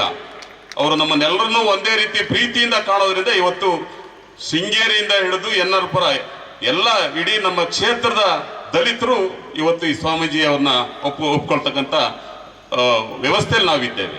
ಕಾರಣ ಅವರೆಲ್ಲರನ್ನೂ ಕೂಡ ಒಂದೇ ರೀತಿಯಲ್ಲಿ ನೋಡ್ತಾರೆ. ಹಾಗಾದಾಗ ಮಾತ್ರ ಈ ಸಮಾಜ ಉಳಿಯುತ್ತೆ. ಇವತ್ತು RSSನ ಸಿದ್ಧಾಂತನೂ ಕೂಡ ಹಾಗೇನೆ, ಎಲ್ಲೂ ಕೂಡ ಜಾತಿ ಮತವನ್ನು ಕೇಳೋದಿಲ್ಲ. ಅವರನ್ನ ಈ ಸಮಾಜಕ್ಕೆ, ಈ ದೇಶಕ್ಕೆ ಒಳ್ಳೆ ವ್ಯಕ್ತಿಯನ್ನಾಗಿ ಮಾಡ್ತಕ್ಕಂಥದ್ದು ಒಂದೇ ಒಂದು ಕೆಲಸನೇ ಹೊರತು ಅವರು ಯಾವುದೇ ಫಲಾಪೇಕ್ಷೆಯನ್ನು ಇಟ್ಕೊಳ್ಳೋದಲ್ಲೇ ನಿಸ್ವಾರ್ಥ ಸೇವೆಯಿಂದ ಇವತ್ತು ಈ ದೇಶಕ್ಕೋಸ್ಕರ ಅವರು ಸೇವೆಯನ್ನು ಮಾಡ್ತಾ ಇದ್ದಾರೆ. ಕೆಲ ಕಿಡಿಗೇಡಿಗಳು ಚಡ್ಡಿಯೋ ಮತ್ತೊಂದು ಈ ರೀತಿ ವ್ಯಂಗ್ಯವಾಗಿ ಮಾತನಾಡ್ತಾರೆ.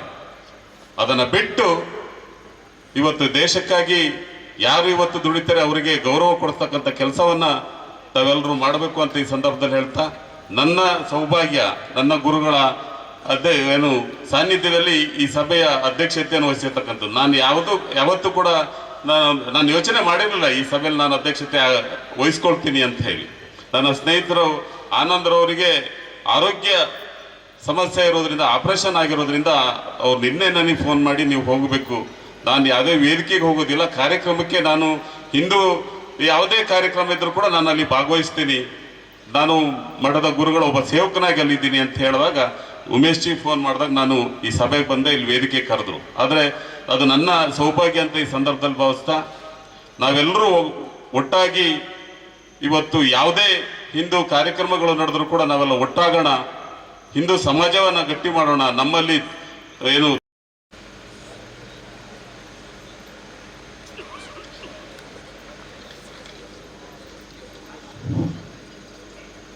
ಗುರುಭ್ಯೋ ನಮಃ.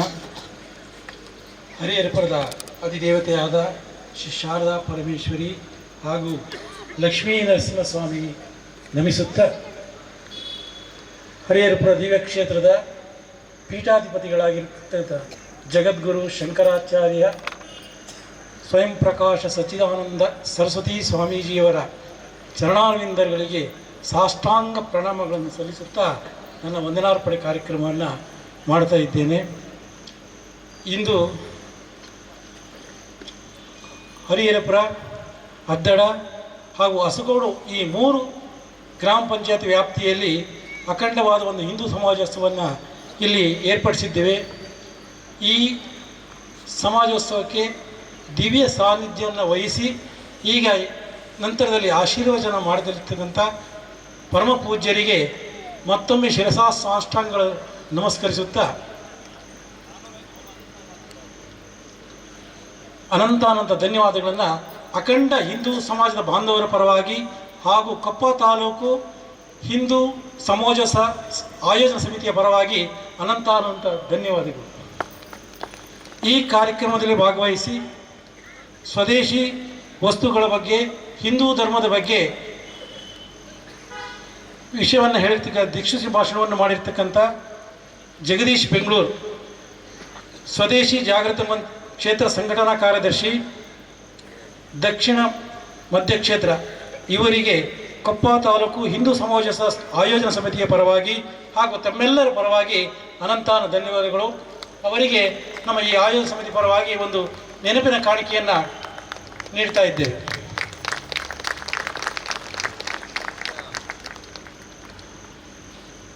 ಈ ಸಭಾ ಕಾರ್ಯಕ್ರಮದಲ್ಲಿ ಭಾಗವಹಿಸಿ ನಿಮ್ಮನ್ನೆಲ್ಲ ಉದ್ದೇಶಿ 2 ಮಾತುಗಳನ್ನು ಆಡಿರ್ತಕ್ಕಂಥ ನಮ್ಮ ಹಿಂದೂ ಸಮಾಜ ಆಯೋಗದ ಅಧ್ಯಕ್ಷರಾಗಿರ್ತಕ್ಕಂಥ ಸುಬ್ರಹ್ಮಣ್ಯ ಶೆಟ್ಟಿಯವರಿಗೂ ಕೂಡ ಅನಂತಾನಂತ ಧನ್ಯವಾದಗಳು.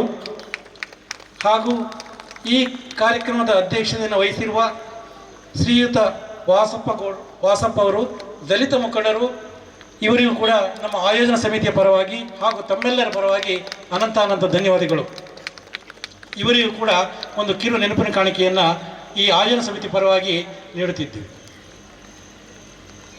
ಅದನ್ನು ಶ್ರೀ ಲಕ್ಷ್ಮೀನಾರಾಯಣ ಅವರು ನೀಡುತ್ತಿದ್ದಾರೆ.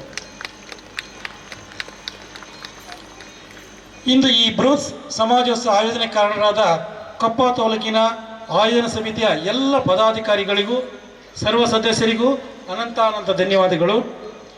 ಈ ಹಿಂದೂ ಸಮಾಜೋತ್ಸವ ನಿಮಿತ್ತ ನಡೆದ ಶೋಭಾಯಾತ್ರೆಯಲ್ಲಿ ಪಾಲ್ಗೊಂಡ ಎಲ್ಲ ಭಜನಾ ಮಂಡಳಿಯರಿಗೂ, ಚಂಡೆ ಬಾಧಿಕರಿಗೂ ಹಾಗೂ ಆಕರ್ಷಕ ಸ್ತಬ್ಧಚಿತ್ರ ನಿರ್ಮಿಸಿದ ಎಲ್ಲ ಕಲಾ ತಂಡದವರಿಗೂ ಹಾಗೂ ಭಾರತ ಮಾತೆಯ ಸ್ತಬ್ಧಚಿತ್ರದಲ್ಲಿ ಸಂಜನಾ ಗೌರಿ ಗದ್ದೆ ಇವರು ಕೂಡ ಭಾಗವಹಿಸಿದ್ದು ಈ ಶೋಭಾಯಾತ್ರೆಗೆ ಮೆರುಗು ತಂದಿದ್ದಾರೆ. ಈ ಶೋಭಾಯಾತ್ರೆಯಲ್ಲಿ ಸುಮಾರು ಒಂದು 100ಕ್ಕಿಂತ ಜಾಸ್ತಿ ಬೈಕ್ ರ್ಯಾಲಿಯಲ್ಲಿ, ಅದರಲ್ಲೂ ವಿಶೇಷವಾಗಿ 25ಕ್ಕಿಂತ ಜಾಸ್ತಿ ಮಹಿಳಾ ಚಾಲಕರು ಭಾಗವಹಿಸಿದ್ದು ವಿಶೇಷವಾಗಿತ್ತು. ಇವರಿಗೂ ಕೂಡ ಹಾಗೂ ಅದ್ದಡ ಹಸಗೋಡು ಗ್ರಾಮ ಪಂಚಾಯಿತಿಯ ಕಾರ್ಯಾಲಯದ ಎಲ್ಲ ಸಿಬ್ಬಂದಿ ವರ್ಗದವರಿಗೂ, ಹರಿಹರಪುರ ಮತ್ತು ಕೊಪ್ಪ ಪೊಲೀಸ್ ಠಾಣೆಯ ಅಧಿಕಾರಿಗಳಿಗೂ, ನೆರವು ನೀಡಿದ ಎಲ್ಲ ಸಂಘ ಸಂಸ್ಥೆಗಳಿಗೂ ಕೂಡ ಹಿಂದೂ ಸಮಾಜ ಸಮಿತಿಯ ಪರವಾಗಿ ಅನಂತಾನಂತ ಧನ್ಯವಾದಗಳು. ಈ ಕಾರ್ಯಕ್ರಮ ನಂತರ ನೀಡಲಾಗುವ ಲಘು ಉಪಹಾರದ ವ್ಯವಸ್ಥೆಯನ್ನು ಮಾಡಿರುವ ದಿವ್ಯ ಕ್ಷೇತ್ರ ಹರಿಹರಪುರದ ಆಡಳಿತ ಮಂಡಳಿಯವರಿಗೂ, ನೌಕರ ಬಾಂಧವರಿಗೂ, ಕೊಪ್ಪ ತಾಲೂಕು ಹಿಂದೂ ಸಮಾಜ ಸಮಿತಿಯ ಪರವಾಗಿ ಅನಂತಾನಂತ ಧನ್ಯವಾದಗಳು.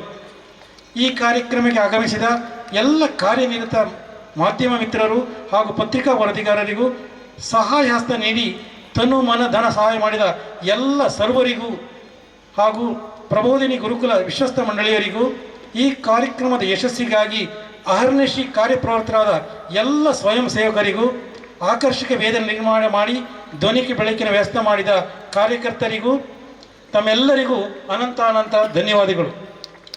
ಈ ಕಾರ್ಯಕ್ರಮಕ್ಕೆ ಶೋಭೆಯನ್ನು ತಂದು ನೀಡುತ್ತಾ ಭಾಗವಹಿಸಿದ ನಿಮ್ಮೆಲ್ಲರಿಗೂ, ಮಹನೀಯರಿಗೂ, ಮಾತೆಯರಿಗೂ, ಊರ ಪರವರ ಬಂಧುಗಳಿಗೆ ಹಿಂದೂ ಆಯೋಜನ ಸಮಿತಿಯ ಪರವಾಗಿ ಧನ್ಯವಾದಗಳು. ಈ ಕಾರ್ಯಕ್ರಮಕ್ಕೆ ಕಾಲಕಾಲಕ್ಕೆ ಮಾರ್ಗದರ್ಶನ ನೀಡಿ ಹಿಂದೂ ಸಮಾಜದ ಕಾರ್ಯಕ್ರಮವನ್ನು ಅದ್ದೂರಿಯಾಗಿ ನಡೆಸುವಂತೆ ಮಾಡಿದ ಪ್ರಬೋಧಿನಿ ಗುರುಕುಲದ ಉಮೇಶ್ ಅವರಿಗೂ, ಕಪ್ಪ ತಾಲೂಕು ಹಿಂದೂ ಸಮಾಜದ ಆಯೋಜನಾ ಸಮಿತಿಯ ಪರವಾಗಿ ಹಾಗೂ ತಮ್ಮೆಲ್ಲರ ಪರವಾಗಿ ಅನಂತ ಧನ್ಯವಾದಗಳು. ಇಂದು ರಥಸಪ್ತಮಿ. ಶ್ರೀಗಳವರು ಬೆಳಗ್ಗೆ ರಾಮನಗರದಿಂದ ಪ್ರಾತಃ ಕಾಲದಲ್ಲೇ ಸೂರ್ಯಾರ್ಚನೆ ಮಾಡಿ ಬಿಡುವಿಲ್ಲದ ಕಾರ್ಯಕ್ರಮದಲ್ಲಿ ಅತಿ ದೂರದಿಂದ ಇಲ್ಲಿವರೆಗೂ ಆಗಮಿಸಿ ನಿರಂತರವಾಗಿ ಈ ಹಿಂದೂ ಸಮಾಜೋತ್ಸವದಲ್ಲಿ ಭಾಗವಹಿಸಿದ್ದಾರೆ.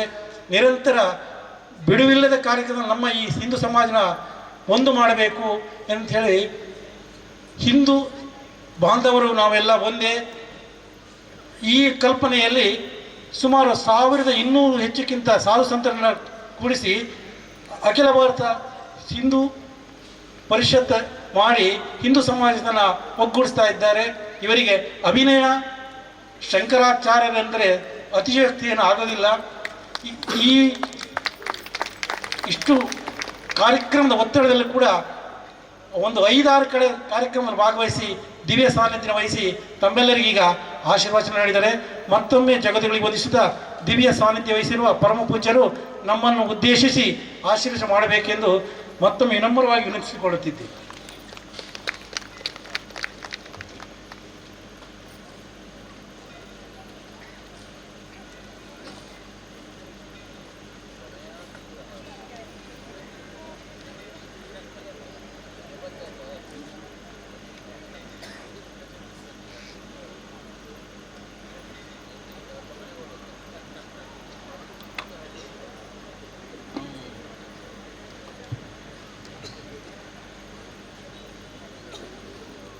उपास्महे नृसिंहाख्यं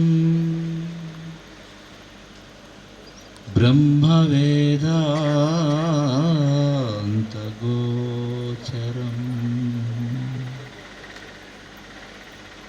भूयोल्लासितसंसारच्छेदहेतुं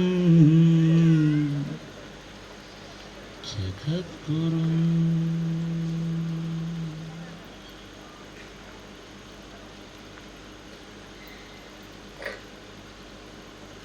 ಶ್ರೀ ಗುರುಭ್ಯೋ ನಮಃ. ಆತ್ಮೀಯ ಧರ್ಮ ಬಂಧುಗಳೇ,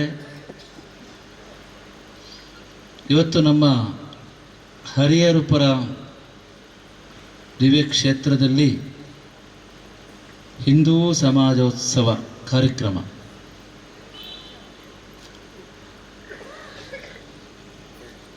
ಆತ್ಮೀಯರೇ, ನಮ್ಮ ಭಾರತೀಯ ಸಂಸ್ಕೃತಿಯ ಭಾಗವಾಗಿರತಕ್ಕಂಥ ಹಿಂದೂ ಸಮಾಜ ಪ್ರಪಂಚದಲ್ಲಿ ವೈವಿಧ್ಯವನ್ನು ಮತ್ತು ಬಹುತ್ವವನ್ನು ಅತ್ಯಂತ ಸಹಜವಾಗಿ ಮತ್ತು ಸಂಪೂರ್ಣವಾಗಿ ಒಪ್ಪಿಕೊಂಡಿರತಕ್ಕಂತಹ ಏಕೈಕ ಸಮಾಜವಾಗಿದೆ. ನಾವು ಇವತ್ತು ಹಿಂದೂ ಸಮಾಜದಲ್ಲಿ ಏಕತ್ವದ ಜಾಗೃತಿಗಾಗಿ ವಿಶೇಷವಾಗಿರ್ತಕ್ಕಂತಹ ಕಾರ್ಯಯೋಜನೆಗಳನ್ನು ರೂಪಿಸಿಕೊಂಡು ಇವತ್ತು ಸಮಾಜವನ್ನು ಎಲ್ಲ ಆಯಾಮಗಳಲ್ಲೂ ಸದೃಢಗೊಳಿಸಲಿಕ್ಕೆ ಹೆಚ್ಚಿನ ಒಂದು ಪರಿಶ್ರಮವನ್ನು ತ್ಯಾಗ ಮತ್ತು ಸಮರ್ಪಣಾ ಭಾವದಿಂದ ನೀಡಬೇಕಾಗಿದೆ. ನೋಡಿ, ಒಂದು ಸಮಾಜ ಅಥವಾ ಒಂದು ಸಂಸ್ಕೃತಿ ಏಕರೂಪದ ಸಮಾಜವಾಗಿದ್ದರೆ, ಏಕರೂಪದ ಸಂಸ್ಕೃತಿಯಾಗಿದ್ದರೆ ಅದನ್ನು ಯಾವುದೋ ಒಂದು ಮಹಾತ್ಮರು, ಆಚಾರ್ಯ ಪುರುಷರು, ದಾರ್ಶನಿಕರು ಅಥವಾ ಅವತಾರ ಪುರುಷರು ಅಥವಾ ಯಾವುದೋ ಒಂದು ಧರ್ಮಪೀಠ, ಆಶ್ರಮ, ಒಂದು ಸಂಘ ಸಂಸ್ಥೆ, ಇದು ಆ ಸಂಸ್ಕೃತಿಯನ್ನು ಕಾಲಕಾಲಕ್ಕೆ ದೇಶ ಕಾಲ ಪರಿಸ್ಥಿತಿಗೆ ಅನುಗುಣವಾಗಿ ಸಂರಕ್ಷಣೆ ಮಾಡ್ತಾ ಅದನ್ನು ಸಂಘಟನೆ ಮಾಡಬಹುದಾಗಿತ್ತು.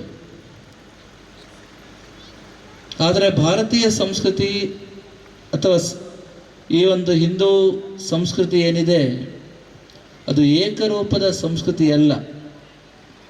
ವಿಚಾರಕ್ಕೆ ಅವಕಾಶ ಇರುವುದರಿಂದ ಮುಕ್ತವಾದ ಚಿಂತನೆಗಳಿಗೆ ನಾವೇ ವೇದಿಕೆಯನ್ನು ಅನಾದಿ ಕಾಲದಿಂದಲೂ ನಮ್ಮ ಭಾರತೀಯ ಸಂಸ್ಕೃತಿಯಲ್ಲಿ ಕಲ್ಪಿಸಿಕೊಟ್ಟಿದ್ದರಿಂದ ನಮ್ಮ ಈ ಒಂದು ಹಿಂದೂ ಸಮಾಜದಲ್ಲಿ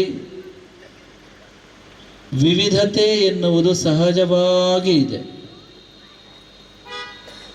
ಆದರೆ ಈ ವಿವಿಧತೆಗೆ ಏಕತೆಯೇ ಪ್ರಾಣವಾಗಿದೆ. ಆದ್ದರಿಂದ ವೈವಿಧ್ಯವನ್ನು ಹೊಂದಿರತಕ್ಕಂಥ ಈ ಒಂದು ಸಂಸ್ಕೃತಿಯನ್ನು, ಸಮಾಜವನ್ನು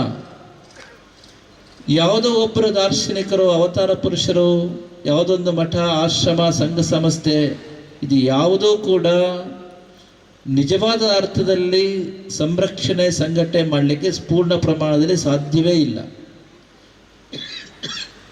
ಹಾಗಾದರೆ ಇದು ಹೇಗೆ ಸಾಧ್ಯ ಅಂತ ಕೇಳಿದರೆ, ಕೇವಲ ಏಕತ್ವವನ್ನು ಬೆಳೆಸ್ತಾ ಇರತಕ್ಕಂತಹ, ಏಕತ್ವವನ್ನು ಬೆಳೆಸಲಿಕ್ಕೆ ಪೂರಕವಾಗಿರ್ತಕ್ಕಂತಹ ಸಾಂಘಿಕ ಶಕ್ತಿಯಿಂದ ಮಾತ್ರ ನಮ್ಮ ಸಂಸ್ಕೃತಿಯನ್ನು ಸಂರಕ್ಷಿಸಲು ಸಾಧ್ಯ. ಇದು ನಮಗೆ ಮೊದಲು ಗೊತ್ತಿರಬೇಕು. ನಮ್ಮ ಸಂಸ್ಕೃತಿಯ ಸಂರಕ್ಷಣೆ, ಹಿಂದೂ ಸಮಾಜದ ಸಂರಕ್ಷಣೆ ಕೇವಲ ನಮ್ಮೆಲ್ಲರ ಸಾಂಘಿಕ ಪ್ರಯತ್ನದಿಂದ ಮಾತ್ರ ಸಾಧ್ಯ. ಈ ಒಂದು ವಿಷಯವನ್ನು ನಾವು ಹೃದಯದಲ್ಲಿ ತೆಗೆದುಕೊಳ್ಬೇಕು. ಇವತ್ತು ಹಿಂದೂ ಸಮಾಜದಲ್ಲಿ ಅನೇಕ ಮತಗಳಿದೆ, ಪಂಥಗಳಿದೆ, ಸಿದ್ಧಾಂತಗಳಿದೆ, ಸಂಪ್ರದಾಯಗಳಿದೆ, ನೂರಾರು ಸಾವಿರಾರು ಸಮುದಾಯಗಳಿದೆ. ವೈವಿಧ್ಯವನ್ನು ಒಪ್ಪಿಕೊಂಡಿದ್ದೇವೆ ಸಹಜವಾಗಿ. ನಾವು ಮಾಡ್ತಕ್ಕಂಥ ತಪ್ಪು ಅಂತ ಕೇಳಿದರೆ, ಎಲ್ಲಿ ತಪ್ತಾ ಇದ್ದೇವೆ ಅಂತ ಕೇಳಿದರೆ, ಏಕತ್ವವನ್ನು ಮರಿತಾ ಇದ್ದೇವೆ. ಏಕತ್ವದ ತಳಹದಿಯ ಮೇಲೆ ವೈವಿಧ್ಯವನ್ನು ಹೇಳಿದ್ದಾರೆ ಹೊರತು ನಮ್ಮ ಎಲ್ಲೂ ಕೂಡ ಆ ವೈವಿಧ್ಯವನ್ನು ವೈರುಧ್ಯವಾಗಿ ನಮ್ಮ ಹಿರಿಯರು ಹೇಳಲಿಲ್ಲ. ನಮ್ಮ ಭಾರತೀಯ ಸಂಸ್ಕೃತಿ ಎಂದಿಗೂ ಕೂಡ ವಿಭಜನೆಯನ್ನು ಹೊಂದಿಲ್ಲ. ಭಾರತೀಯ ಸಂಸ್ಕೃತಿಯನ್ನು ಪ್ರತಿಬಿಂಬಿಸ್ತಾ ಇರತಕ್ಕಂಥ ಸಾಂಖ್ಯ, ಯೋಗ, ನ್ಯಾಯ, ವೈಶೇಷಿಕ, ಜೈನ, ಬೌದ್ಧ, ಚಾರ್ವಾಕ, ಇವು ನವದರ್ಶನ ಶಾಸ್ತ್ರಗಳು ಕೂಡ ಎಂದು ವಿಭಜನೆ ಆಗಿಲ್ಲ. ಅದು ಭಾರತೀಯ ಸಂಸ್ಕೃತಿ ಅದಕ್ಕೆ ತಾಯಿ ಬೇರಾಗಿದೆ. ಭಾರತೀಯ ಸಂಸ್ಕೃತಿಯೇ ಅದಕ್ಕೆ ಮಾತೃ ಸ್ಥಾನದಲ್ಲಿದೆ. ಕೇವಲ ವಿಕೇಂದ್ರೀಕರಣಗೊಂಡಿದೆ. ಅದು ಭಾರತೀಯ ಸಂಸ್ಕೃತಿಯನ್ನ ನಾವು ಪ್ರಾಯೋಗಿಕವಾಗಿ ನೋಡಿದರೆ ಅನಾದಿ ಕಾಲದಿಂದಲೂ ಕೂಡ ನಮ್ಮ ದಾರ್ಶನಿಕರು 9 ದರ್ಶನ ಶಾಸ್ತ್ರವನ್ನು ಇಟ್ಟುಕೊಂಡು ಚರ್ಚೆಯನ್ನು ಮಾಡಿದ್ದಾರೆ ಮುಕ್ತವಾಗಿ.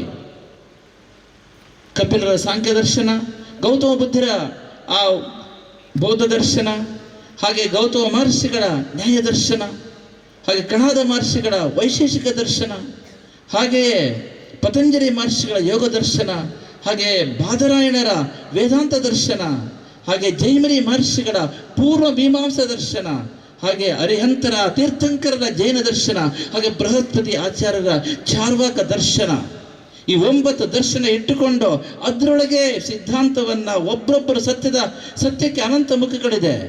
ಆ ಅನಂತ ಮುಖಗಳ ಸತ್ಯವನ್ನು ತಮ್ಮದೇ ಆಗಿರ್ತಕ್ಕಂಥ ಸಾಧನಾ ಮಾರ್ಗದಲ್ಲಿ ಕಂಡುಕೊಂಡು ಅದನ್ನು ಜಗತ್ತಿಗೆ ತೋರಿಸಿರ್ತಕ್ಕಂಥ ಕೀರ್ತಿ ನಮ್ಮ ಋಷಿ ಮುನಿಗಳಿಗೆ, ಗುರು ಪರಂಪರೆಗೆ ಸಲ್ಲಿದೆ. ಎಂದೂ ಕೂಡ ನಮ್ಮ ಸಂಸ್ಕೃತಿ ವಿಭಜನೆ ಆಗಿಲ್ಲ. ಆದರೆ ನಾವು ವಿಭಜನೆ ಆಗಿದೆ ರೀತಿಯಲ್ಲಿ ಪ್ರತಿಬಿಂಬಿಸ್ತಾ ಇದ್ದೇವೆ. ಆದ್ದರಿಂದ ಬೌದ್ಧರು ಹಿಂದೂಗಳಲ್ಲ, ಜೈನರು ಹಿಂದೂಗಳಲ್ಲ, ಸಿಖ್ಖರು ಹಿಂದೂಗಳಲ್ಲ. ಇವತ್ತು ನಾವು ಪದೇ ಪದೇ ಕೇಳ್ತಾ ಇದ್ದೇವೆ, ಅವರು ಹಿಂದೂಗಳಲ್ಲ, ಪ್ರಕೃತಿ ಆರಾಧಕರು ಹಿಂದೂಗಳಲ್ಲ. ಇದು ಎಲ್ಲಿಂದ ಬಂತು ಈ ಒಂದು ಅಜ್ಞಾನ ಅಂತ ಕೇಳಿದರೆ, ವಿಕೇಂದ್ರೀಕರಣವನ್ನ ನಾವು ವಿಭಜಿಸಿ ನೋಡ್ತಾ ಇದ್ದೇವೆ. ನಾವೆಂದೂ ವಿಭಜನೆಗೊಂಡಿಲ್ಲ, ತಿಳ್ಕೊಳ್ಳಿ. ಆದ್ದರಿಂದ ಏಕತ್ವವೇ ನಮ್ಮ ಸಂಸ್ಕೃತಿಯ ಪ್ರಾಣವಾಗಿದೆ. ಏಕತ್ವವೇ ಹಿಂದೂ ಸಮಾಜದ ಪ್ರಾಣವಾಗಿದೆ. ವೈವಿಧ್ಯ ಸಹಜವಾಗಿ ಒಪ್ಪಿಕೊಳ್ತಾ ಇದ್ದೇವೆ. ಏಕಂ ಸತ್ ಅರ್ಥ ಏನು? Here we are upholding the unity. At the same time, we say that truth paths are many. Ekam sat dhaninaha bahuda vadanti. Truth is one. Paths are many. ಸತ್ಯ ಒಂದೇ, ಏಕತ್ವವನ್ನು ಎತ್ತಿ ಹಿಡಿತಾ ಇದ್ದೇವೆ. ಮಾರ್ಗಗಳು ಅನೇಕ, ಬಹುತ್ವವನ್ನು ಸಹಜವಾಗಿ ಒಪ್ಪಿಕೊಳ್ತಾ ಇದ್ದೇವೆ. ಏಕತ್ವವನ್ನು ಬಿಟ್ಟು ಬಹುತ್ವವನ್ನು ನಾವು ಸ್ವೀಕಾರ ಮಾಡಿದಾಗ ನಮ್ಮಲ್ಲಿರ್ತಕ್ಕಂಥ ಬಹುತ್ವವೇ ಇವತ್ತು ವೈರುಧ್ಯವಾಗ್ತಾ ಇದೆ. ಅದೇ ಇವತ್ತು ಸಮಾಜದಲ್ಲಿ ನಮ್ಮ ಸಂಸ್ಕೃತಿಯ ಮೇಲೆ ನಡೀತಾ ಇರತಕ್ಕಂತಹ ಬಾಹ್ಯ ದಾಳಿಗೆ, ಆಂತರಿಕ ದಾಳಿಗೆ, ರಾಜತಾಂತ್ರಿಕ ದಾಳಿಗೆ ಮೂಲ ಕಾರಣವಾಗಿದೆ. ಅವರ ಆ ಸಮುದಾಯ, ಇವನು ಈ ಸಮುದಾಯ, ಅವನ ಆ ಸಿದ್ಧಾಂತ, ಇವನು ಈ ಸಿದ್ಧಾಂತ, ಅವನ ಆ ಸಂಪ್ರದಾಯ, ಇವನು ಈ ಸಂಪ್ರದಾಯ, ಅವನು ಹಿಂದುಳಿದ ವರ್ಗದವರು, ಇವರು ಮುಂದಿದ ವರ್ಗದವರು, ಅವರು ಇವ್ರನ್ನ ಶೋಷಣೆ ಮಾಡಿದರು. ನಮ್ಮಲ್ಲಿರ್ತಕ್ಕಂತಹ ಈ ದಾಳಿಗಳಿಗೆ ಕಾರಣ ಯಾವುದಂತ ಕೇಳಿದರೆ, ನಮ್ಮ ಸಂಸ್ಕೃತಿಯಲ್ಲಿ ಹೇಳಿರ್ತಕ್ಕಂತಹ, ಹಿಂದೂ ಸಮಾಜದಲ್ಲಿ ಹೇಳಿರ್ತಕ್ಕಂತಹ ಏಕತ್ವವನ್ನು ನಾವು ಮರಿತಾ ಇದ್ದೇವೆ. ಕೇವಲ ಬಹುತ್ವಕ್ಕೆ ಅಂಟಿಕೊಂಡಿದ್ದೇವೆ. ಆ ಬಹುತ್ವ ಏನಾಗ್ತಾ ಇದೆ? ವೈರುಧ್ಯವಾಗ್ತಾ ಇದೆ. ವೈರುಧ್ಯವಾಗುವಂತೆ ಪ್ರತಿಬಿಂಬಿಸಿ ಅದು ನಮ್ಮೊಳಗೆ ನಮ್ಮೊಳಗೆ ಅಪನಂಬಿಕೆಯ ಅಡ್ಡಗೋಡೆಗಳನ್ನು ಆಕಾಶ ಎತ್ತರಕ್ಕೆ ಬೆಳೆಸಿದ್ದಾರೆ. ಇವತ್ತು ವೇದಿಕೆ ಮೇಲೆ ಕೂತ್ಕೊಂಡು ಹೇಳ್ತೇವೆ ಹಿಂದೂ ಹಿಂದೂ ಹಿಂದೂ ಅಂತ. ಅದು ಕಾರ್ಯಗತ ಆಗ್ತಾ ಇದೆಯಾ ಅಂತ ಕೇಳಿದರೆ 10% ಮಾತ್ರ ಕಾರ್ಯಗತ ಆಗ್ತಾ ಇರ್ತದೆ. ನಮ್ಮಲ್ಲಿರ್ತಕ್ಕಂಥ ಇವರು ಅಪಾರವಾಗಿ ಹೇಳಿದರು, ಸವಿಸ್ತಾರವಾಗಿ ವಿಚಾರ ಮಾಡಿದರು ನಮ್ಮ ಜಗದೀಶ್ ಅವರು ಹಿಂದೂ ಧರ್ಮದ ಆ ಹಿರಿಮೆಯ ಬಗ್ಗೆ. ಅದು ಎಷ್ಟು ಜನಿಗೆ ಸ್ವಾಭಿಮಾನ ಇದೆ, ಎಷ್ಟು ಜನಿಗಿದೆ ಹೇಳಿ ನೋಡಿ. ಯೋಚನೆ ಮಾಡಿದ್ದೇವಾ? ಇಲ್ಲ. ಯಾಕೆ ಇಲ್ಲ? ಈಗ ಇವನು ವಾಸಪ್ಪ ಹೇಳಿದರು, ನಾವು ಹಿಂದೂ ಹೇಳಲಿಕ್ಕೆ ನಾವು ಸ್ವಲ್ಪ ಯೋಚನೆ ಮಾಡ್ತಕ್ಕಂಥ ಸ್ಥಿತಿಯಲ್ಲಿ ನಾವಿದ್ದೇವೆ ಅಂತ. ಹೌದು, ನಮ್ಮಲ್ಲಿರ್ತಕ್ಕಂಥ ವೈವಿಧ್ಯ, ನಮ್ಮಲ್ಲಿರ್ತಕ್ಕಂಥ ಬಹುತ್ವವನ್ನ ನಾವು ಏಕತ್ವವನ್ನು ಬಿಟ್ಟು ಮಾಡ್ತಾ ಇರೋದ್ರಿಂದ ಆ ವೈವಿಧ್ಯವೇ ವೈರುಧ್ಯವಾಗ್ತಾ ಇದೆ. ಅಪನಂಬಿಕೆಯ ಅಡ್ಡಗೋಡೆಗಳು ಬಂದಿದ್ದರಿಂದ ಅನುಮಾನದ ಒಬ್ಬರ ಮೇಲೆ ಒಬ್ಬರು ಅನುಮಾನ ನೋಡ್ತಾ ಇದ್ದೇವೆ ನಾವು ಇವತ್ತು. ಪರಸ್ಪರ ಕಚ್ಚಾಟ, ಪರಸ್ಪರ ನಿಂದನೆ, ಪರಸ್ಪರ ದ್ವೇಷ, ಅಸೂಯೆ, ಸಂಘರ್ಷ ಇದೆಲ್ಲ ಕಡೆ ಕಾಣ್ತಾ ಇದೆ. ಇದಕ್ಕೆ ನಾವೆಲ್ಲರೂ ಕೂಡ ಉತ್ತರ ಕಂಡುಕೊಳ್ಬೇಕಾಗಿದೆ. ಪ್ರತಿಯೊಂದು ಸಮಸ್ಯೆಯನ್ನು ಸವಾಲಾಗಿ ಸ್ವೀಕರಿಸಿ ಅದನ್ನು ನಾವು ಪ್ರಾಮಾಣಿಕತೆಯಿಂದ ಪರಿಷ್ಕಾರ ಮಾಡಲಿಕ್ಕೆ ಪ್ರಯತ್ನವನ್ನು ಮಾಡಬೇಕಾಗಿದೆ. ಆದ್ದರಿಂದ ಇವತ್ತು ಹಿಂದೂ ಸಮಾಜದ ನೋಡಿದರೆ ನಮ್ಮ ಭವ್ಯವಾಗಿರ್ತಕ್ಕಂಥ ಲಕ್ಷಾಂತರ ವರ್ಷಗಳ ಶ್ರೇಷ್ಠ ಇತಿಹಾಸ ಇದೆ, ಪರಂಪರೆ ಇದೆ, ಅತ್ಯುನ್ನತವಾಗಿರ್ತಕ್ಕಂಥ ಜ್ಞಾನ ಸಂಪತ್ತು ನಮ್ಮಲ್ಲಿದೆ. ಆದರೆ ನಮ್ಮ ಮೇಲೆ ನಮಗೆ ಸ್ವಾಭಿಮಾನ ಕಡಿಮೆ ಆಗ್ತಾ ಇದೆ. ಕಾರಣ ಏನಂತ ಗೊತ್ತುಂಟ? ನಮ್ಮಲ್ಲಿರ್ತಕ್ಕಂತಹ ಈ ವೈವಿಧ್ಯವನ್ನು ವೈರುಧ್ಯವಾಗಿ ನೋಡ್ತಾ ಇದ್ದೇವೆ. ಒಬ್ಬರ ಕಂಡ್ರೆ ಒಬ್ರಿಗೆ ಆಗೋದಿಲ್ಲ, ಆತ್ಮೀಯ ಸೇರೋದಿಲ್ಲ, ಆತ್ಮೀಯ ಸೇರ್ಲಿಕ್ಕೆ ಅವಕಾಶವನ್ನು ನಾವೇ ಮಾಡಿಕೊಡೋದಿಲ್ಲ. ವೇದಿಕೆ ಈ ಥರ ಬಂದು ಹೋಗ್ತೇವೆ, ಅಲ್ಲಿ ಹೋದ ನಂತರ ಮತ್ತೆಲ್ಲ ಮರ್ತೆ ಹೋಗುತ್ತೆ. ಆದ್ದರಿಂದ ಇವತ್ತು ನಾವು ವಾಸ್ತವಿಕತೆಯನ್ನು ಅರಿತುಕೊಂಡು ಹಿಂದೂ ಸಮಾಜ ಗಟ್ಟಿಯಾಗಬೇಕು ಅಂತಾದರೆ ನಮ್ಮ ಒಂದು ಸಮಸ್ಯೆಗಳ ಬಗ್ಗೆ ನಾವು ವಾಸ್ತವಿಕವಾಗಿ ಅರಿತುಕೊಂಡು ಅದಕ್ಕೆ ಸ್ಪಂದಿಸಬೇಕಾಗಿದೆ. ಪ್ರತಿಯೊಂದು ಊರಿನಲ್ಲೂ ಕೂಡ ಹಿಂದೂಗಳು ಒಂದು ಏನೋ ಭಾವನೆ ಬೆಳಿಬೇಕಾಗಿದೆ. ಶುಭನೋ ಅಶುಭನೋ, ಒಬ್ರು ಹಿಂದೂ ಮನೆಗಳೇ ವಾಸಪ್ಪ ಮೇಲೆ ಸಮಸ್ಯೆ ಆಯಿತು, ನಾವೆಲ್ಲ ಹೋಗಬೇಕು ಅವತ್ತು. ಅಲ್ಲಿ ಶುಭ ಇರ್ಬೋದು, ಅಶುಭ ಇರ್ಬೋದು, ಅವ್ರ ಮನೆ ಸಭೆ ಇದೆ, ಸಮಸ್ಯೆ ಇದೆ, ಅವರೊಟ್ಟಿಗೆ ಭಾವನೆ ಹಂಚ್ಕೊಬೇಕು ನಾವು. ಆಗ ಹಿಂದುತ್ವ ಬೆಳೀತದೆ. ಹಿಂದುತ್ವ ಯಾವತ್ತೂ ಕೂಡ ಬರೀ ಪುಸ್ತಕದಲ್ಲಿ ಬಾಯಲ್ಲಿದ್ರೆ ಬೆಳೆಯುವುದಿಲ್ಲ, ಹೃದಯದಲ್ಲಿ ಬೆಳೆಯಬೇಕು.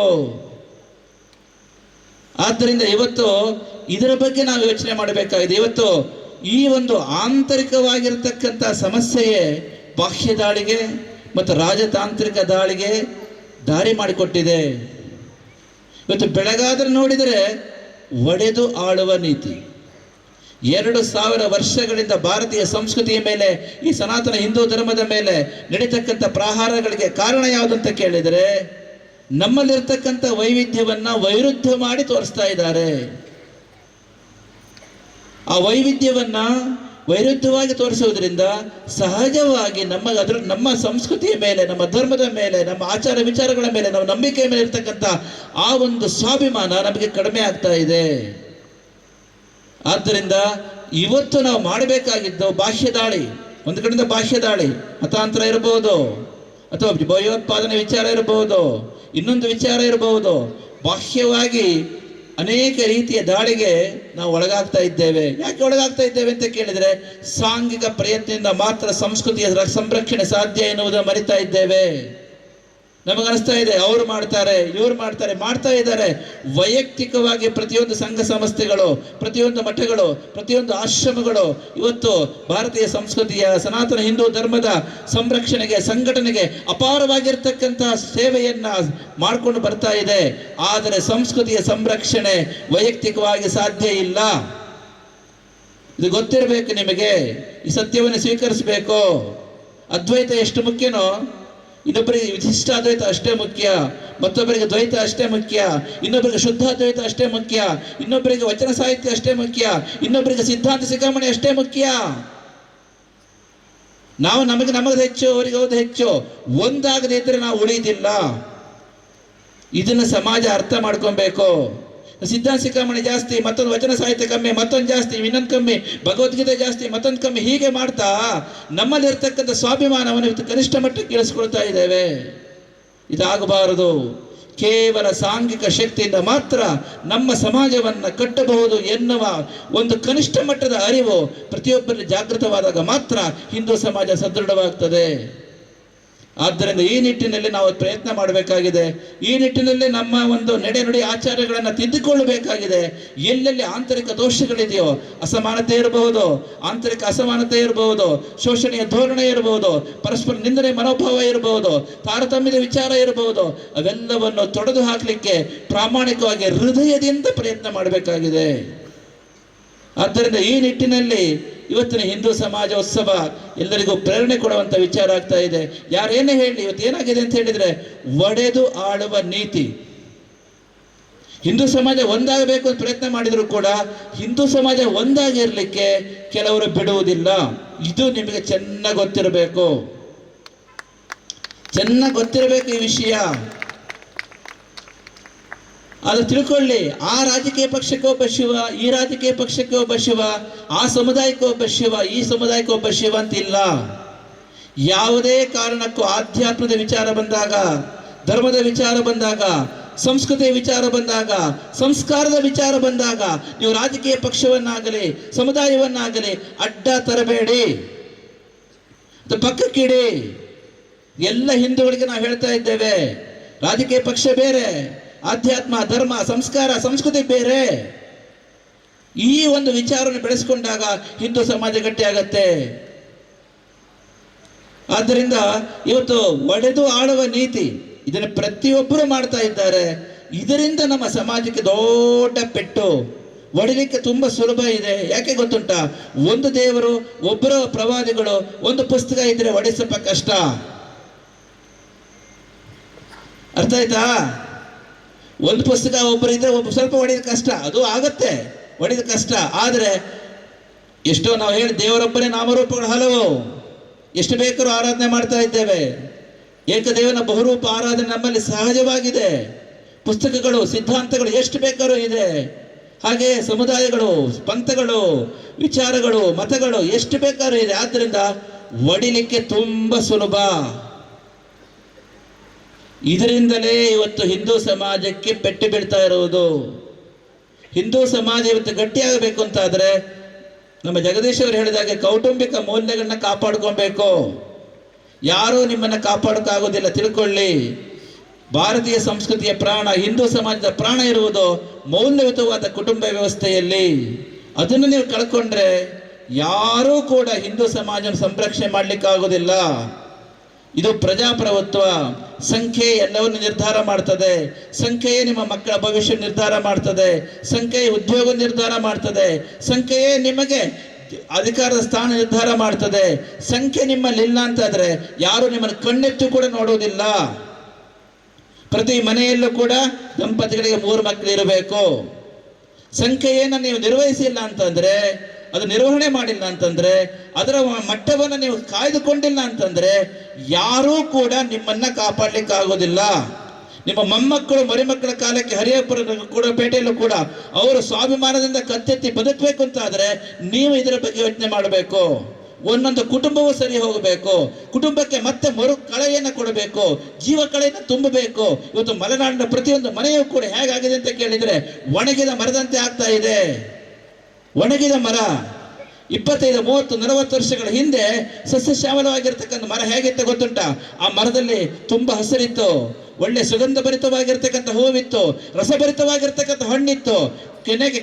ಆ ಮರದ ಕೆಳಗಿನ ಕೊಂಬೆಯಲ್ಲಿ ಸ್ವಲ್ಪ ಹಳದಿ ಎಲೆ ಇತ್ತು. ಆದ್ರೆ ಈಗ ಹೇಗಿದೆ ಗೊತ್ತುಂಟ? ದೊಡ್ಡ ಮರ ಇದೆ, ಆದ್ರೆ ಅಲ್ಲಿ ಕಾಣ್ತಿರೋದು 4 ಹಳದಿ ಎಲೆಗಳು ಮಾತ್ರ, ಒಣಗಿದ ಎಲೆಗಳು ಮಾತ್ರ. ಇದಾಗಬಾರದು. ಸಂಸ್ಕೃತಿಯ ಪೋಷಣೆ, ಇವತ್ತು ಜೀವ ಪೋಷಣೆ ಪ್ರತಿಯೊಂದು ಕುಟುಂಬಕ್ಕೂ ಆಗಬೇಕಾಗಿದೆ. ಇದರ ಬಗ್ಗೆ ಎಚ್ಚೆತ್ತುಕೊಳ್ಳಿ. ನಿಮ್ಮ ಕುಟುಂಬವನ್ನ ನೀವು ಸರಿ ಮಾಡಿಲ್ಲ ಅಂತ ಆದ್ರೆ ಸಮಾಜವನ್ನು ಸರಿ ಮಾಡ್ಲಿಕ್ಕೆ ಆಗೋದಿಲ್ಲ. ಪ್ರತಿಯೊಂದು ಕುಟುಂಬ ಜವಾಬ್ದಾರಿ ತಿಳ್ಕೊಳ್ಳಿ. ಏನಾಗಿದೆ, ಒಂದು ಮಗು ದಂಪತಿಗಳು ಎಲ್ಲಿದ್ದಾನೆ? ಸೆಕೆಂಡ್ ಕ್ವಶನ್ ಕೇಳಿದ್ರೆ ಅಮೆರಿಕಾ, ಜರ್ಮನಿ ಅಥವಾ ಕೆನಡಾ ಅಥವಾ Australia. What will be our position after 25 years? We will lose India, no? 25-30 ವರ್ಷಗಳಿಗೆ ಭಾರತವನ್ನು ಕಳ್ಕೊಳ್ತೀವಿ ರೀ ನಾವು. ಈ ತರ ಮಾಡಿದ್ದು ಸ್ವಲ್ಪ ಪ್ರಜ್ಞೆ ಇಲ್ವ ನಮಗೆ? ಆದ್ರಿಂದ ಇದರ ಬಗ್ಗೆ ವಿಚಾರ ಮಾಡಬೇಕು. ನೀವು ಕುಟುಂಬದಲ್ಲಿ ನಿಮ್ಮ ಕುಟುಂಬವನ್ನು ಸರಿ ಮಾಡಿಲ್ಲ ಅಂತಾದ್ರೆ ಯಾರೂ ಕೂಡ ಭಾರತವನ್ನ ಕಾಪಾಡ್ಲಿಕ್ಕೆ ಆಗುದಿಲ್ಲ. ನಿಮಗೆ ಪ್ರಜ್ಞೆ ಬೇಕು. ಯಾರಿಗೋಸ್ಕರ? ಕೊನೆಯ ಪಕ್ಷ ನಿಮ್ಮ ಮುದ್ದು ಕರುಳು ಕುಡಿಯನ್ನಾದ್ರೂ ನೋಡಿ ತ್ಯಾಗ ಮಾಡಬೇಕು ನೀವು. ಇನ್ಯಾರಿಗೂ ಬೇಡ. ನಿಮ್ಮ ಮೊಮ್ಮಕ್ಕಳು ಮರಿಮಕ್ಕಳಿಗಾಗಿ ತ್ಯಾಗ ಮಾಡಬೇಕು. ನಿಮ್ಮ ಕರ್ತವ್ಯ ಕರ್ಮ ನಿರ್ವಹಿಸಬೇಕು ನೀವು. ಆದ್ದರಿಂದ ಇವತ್ತು ಇದಕ್ಕೆ ಪೂರಕವಾಗಿ ಎಷ್ಟು ನೀವು ಪ್ರಯತ್ನ ಮಾಡ್ತೀರೋ ಅದನ್ನ ತಡಿಲಿಕ್ಕೆ ಅಷ್ಟೇ ಶಕ್ತಿಗಳು ಕೆಲಸ ಮಾಡ್ತಾ ಇರ್ತವೆ. ಇವತ್ತು ಯಾರಾದ್ರೂ ಹಿಂದೂ ಸಮಾಜನ ಹೊಡಿತಾರೆ ಅಂತಂದ್ರೆ 100ಕ್ಕೆ 100 ತಿಳ್ಕೊಳ್ಳಿ, ಅವರಿಗೆ ಅದರಲ್ಲಿ ಸ್ವಾರ್ಥ ಇರ್ತದೆ. ಇದು ಬಹಳ ಬಹಳ ಮುಖ್ಯ. ಆದ್ದರಿಂದ ಯಾವುದೇ ಕಾರಣಕ್ಕೂ ಒಡೆದು ಆಳುವ ನೀತಿಯ ಈ ಒಂದು ಪರಿಕಲ್ಪನೆ ಇರತಕ್ಕಂಥ ರಾಜತಾಂತ್ರಿಕ ದಾಳಿಗೆ ಯಾರು ದಾಳ ಆಗಬಾರದು. ಹಿಂದೂ ಸಮಾಜ ಗಟ್ಟಿಯಾಗಬೇಕು. ರಾಜಕೀಯ ಪಕ್ಷ ಬೇರೆ, ಸಮುದಾಯ ಬೇರೆ, ಸಂಪ್ರದಾಯ ಬೇರೆ, ಅದು ಬಂದಾಗ ಆದರೆ ನಮ್ಮ ಒಂದು ಆಧ್ಯಾತ್ಮ, ನಮ್ಮ ಧರ್ಮ, ನಮ್ಮ ದೇವರು, ನಮ್ಮ ಆಚಾರ ವಿಚಾರಗಳು ಬಂದಾಗ ಅದೆಲ್ಲ ಪಕ್ಕಕ್ಕೆ, ರಾಜಕೀಯ ಪಕ್ಷವನ್ನು ಪಕ್ಕಕ್ಕೆ ಇಡಬೇಕು, ಸಮುದಾಯವನ್ನು ಪಕ್ಕಕ್ಕೆ ಇಡಬೇಕು. ಎಲ್ಲರೂ ಒಂದಾಗಿ ನಾವು ಒಟ್ಟಾಗಿ ನಿಲ್ಲಬೇಕು. ಅದಕ್ಕೆ ಏನು ಮಾಡಬೇಕು? ಹಾಗಾದ್ರೆ ಪರಸ್ಪರ ಭೇಟಿ ಮಾಡ್ಕೊಬೇಕು. ಪರಸ್ಪರ ನಾವು ಅವ್ರ ಮನೆಗೆ ಹೋಗಬೇಕು. ನಮ್ಮ ಮನೆಯಲ್ಲಿ ಕಾರ್ಯಕ್ರಮ ಆದರೆ ಎಲ್ಲ ಹಿಂದೂಗಳನ್ನ ಕರೀಬೇಕು, ಎಲ್ಲರನ್ನ ಒಟ್ಟಿಗೆ ಕೂರಿಸಿ ಊಟ ಮಾಡಬೇಕು. ನಾವೆಲ್ಲ ಕಾಕಾ ಹೋಟೆಲಿಗೆ ಹೋಗಿ ಉಪ್ಪಿಟ್ಟು ತಿಂತಾ ಇರ್ತೇವೆ. ಆದರೆ ಇಲ್ಲಿಯಾದರೂ ವಾಸಪ್ಪ ಏನಾದರೂ ಉಪ್ಪಿಟ್ಟು ಕೊಟ್ಟರೆ ವಾಸಪ್ಪ ಯಾವ ಜಾತಿ ನೋಡ್ತೇವೆ? ತಪ್ಪು. ತಿಳ್ಕೊಳ್ಳಿ. ನೀವು ತಿಂತಕ್ಕಂಥ ಆಹಾರವನ್ನು ಯಾರೇ ಪ್ರೀತಿಯಿಂದ ಕೊಟ್ಟರು ಕೂಡ ತಿಂತಕ್ಕಂಥ ಎದೆಗಾರಿಕೆಯನ್ನು ಬೆಳೆಸ್ಕೊಳ್ಳಿ, ರೂಢಿಸ್ಕೊಳ್ಳಿ. ನೀವು ಹೋಟೆಲ್ ಹೋಗಿ ತಿಂತೀರಲ್ಲ, ಯಾರು ಅಡುಗೆ ಮಾಡ್ತಾರೆ ನೋಡಿರ್ತೀರ ಒಳಗೆ? ನೋಡಿದಿಲ್ಲ ತಾನೆ? ಹಾಗಿರುವಾಗ ನೀವು ಪ್ರೀತಿಯಿಂದ ಯಾರೇ ಕೊಡಲಿ, ಹಿಂದೂಗಳು ಹಾಗಂತ ನಾವು ಆಹಾರದ ವಿಷಯದಲ್ಲಿ ಎಲ್ಲರಿಗೂ ಸ್ವತಂತ್ರವಾಗಿರ್ತಕ್ಕಂಥ ಆಯ್ಕೆಗೆ ಅವಕಾಶ ಇದೆ. ಆದರೆ ನೀವು ಯಾವ ಆಹಾರವನ್ನು ರೂಢಿಲಿಟ್ಕೊಂಡಿರ್ತೀರೋ, ನಿಮ್ಮ ಅಭ್ಯಾಸದಲ್ಲಿ ಯಾವ ಆಹಾರ ಇರ್ತದೋ ಅದನ್ನು ಯಾರೇ ಕೊಟ್ಟರು ಪ್ರೀತಿಯಿಂದ ತಿಂತಕ್ಕಂತಹ ಹೃದಯ ವಿಶಾಲತೆಯನ್ನು ಬೆಳೆಸ್ಕೊಳ್ಳಿ. ಆಗ ಪ್ರೀತಿ ಬೆಳೀತದೆ, ಆಗ ಹೃದಯ ಒಂದಾಗ್ತದೆ, ಕನೆಕ್ಟ್ ಆಗ್ತದೆ ಹೃದಯಗಳು. ಯಾರ ಮನೆಗೆ ಹೋಗೋದು ಇಲ್ಲ, ಅವ್ರನ್ನ ಕರೆಯೋದು ಇಲ್ಲ.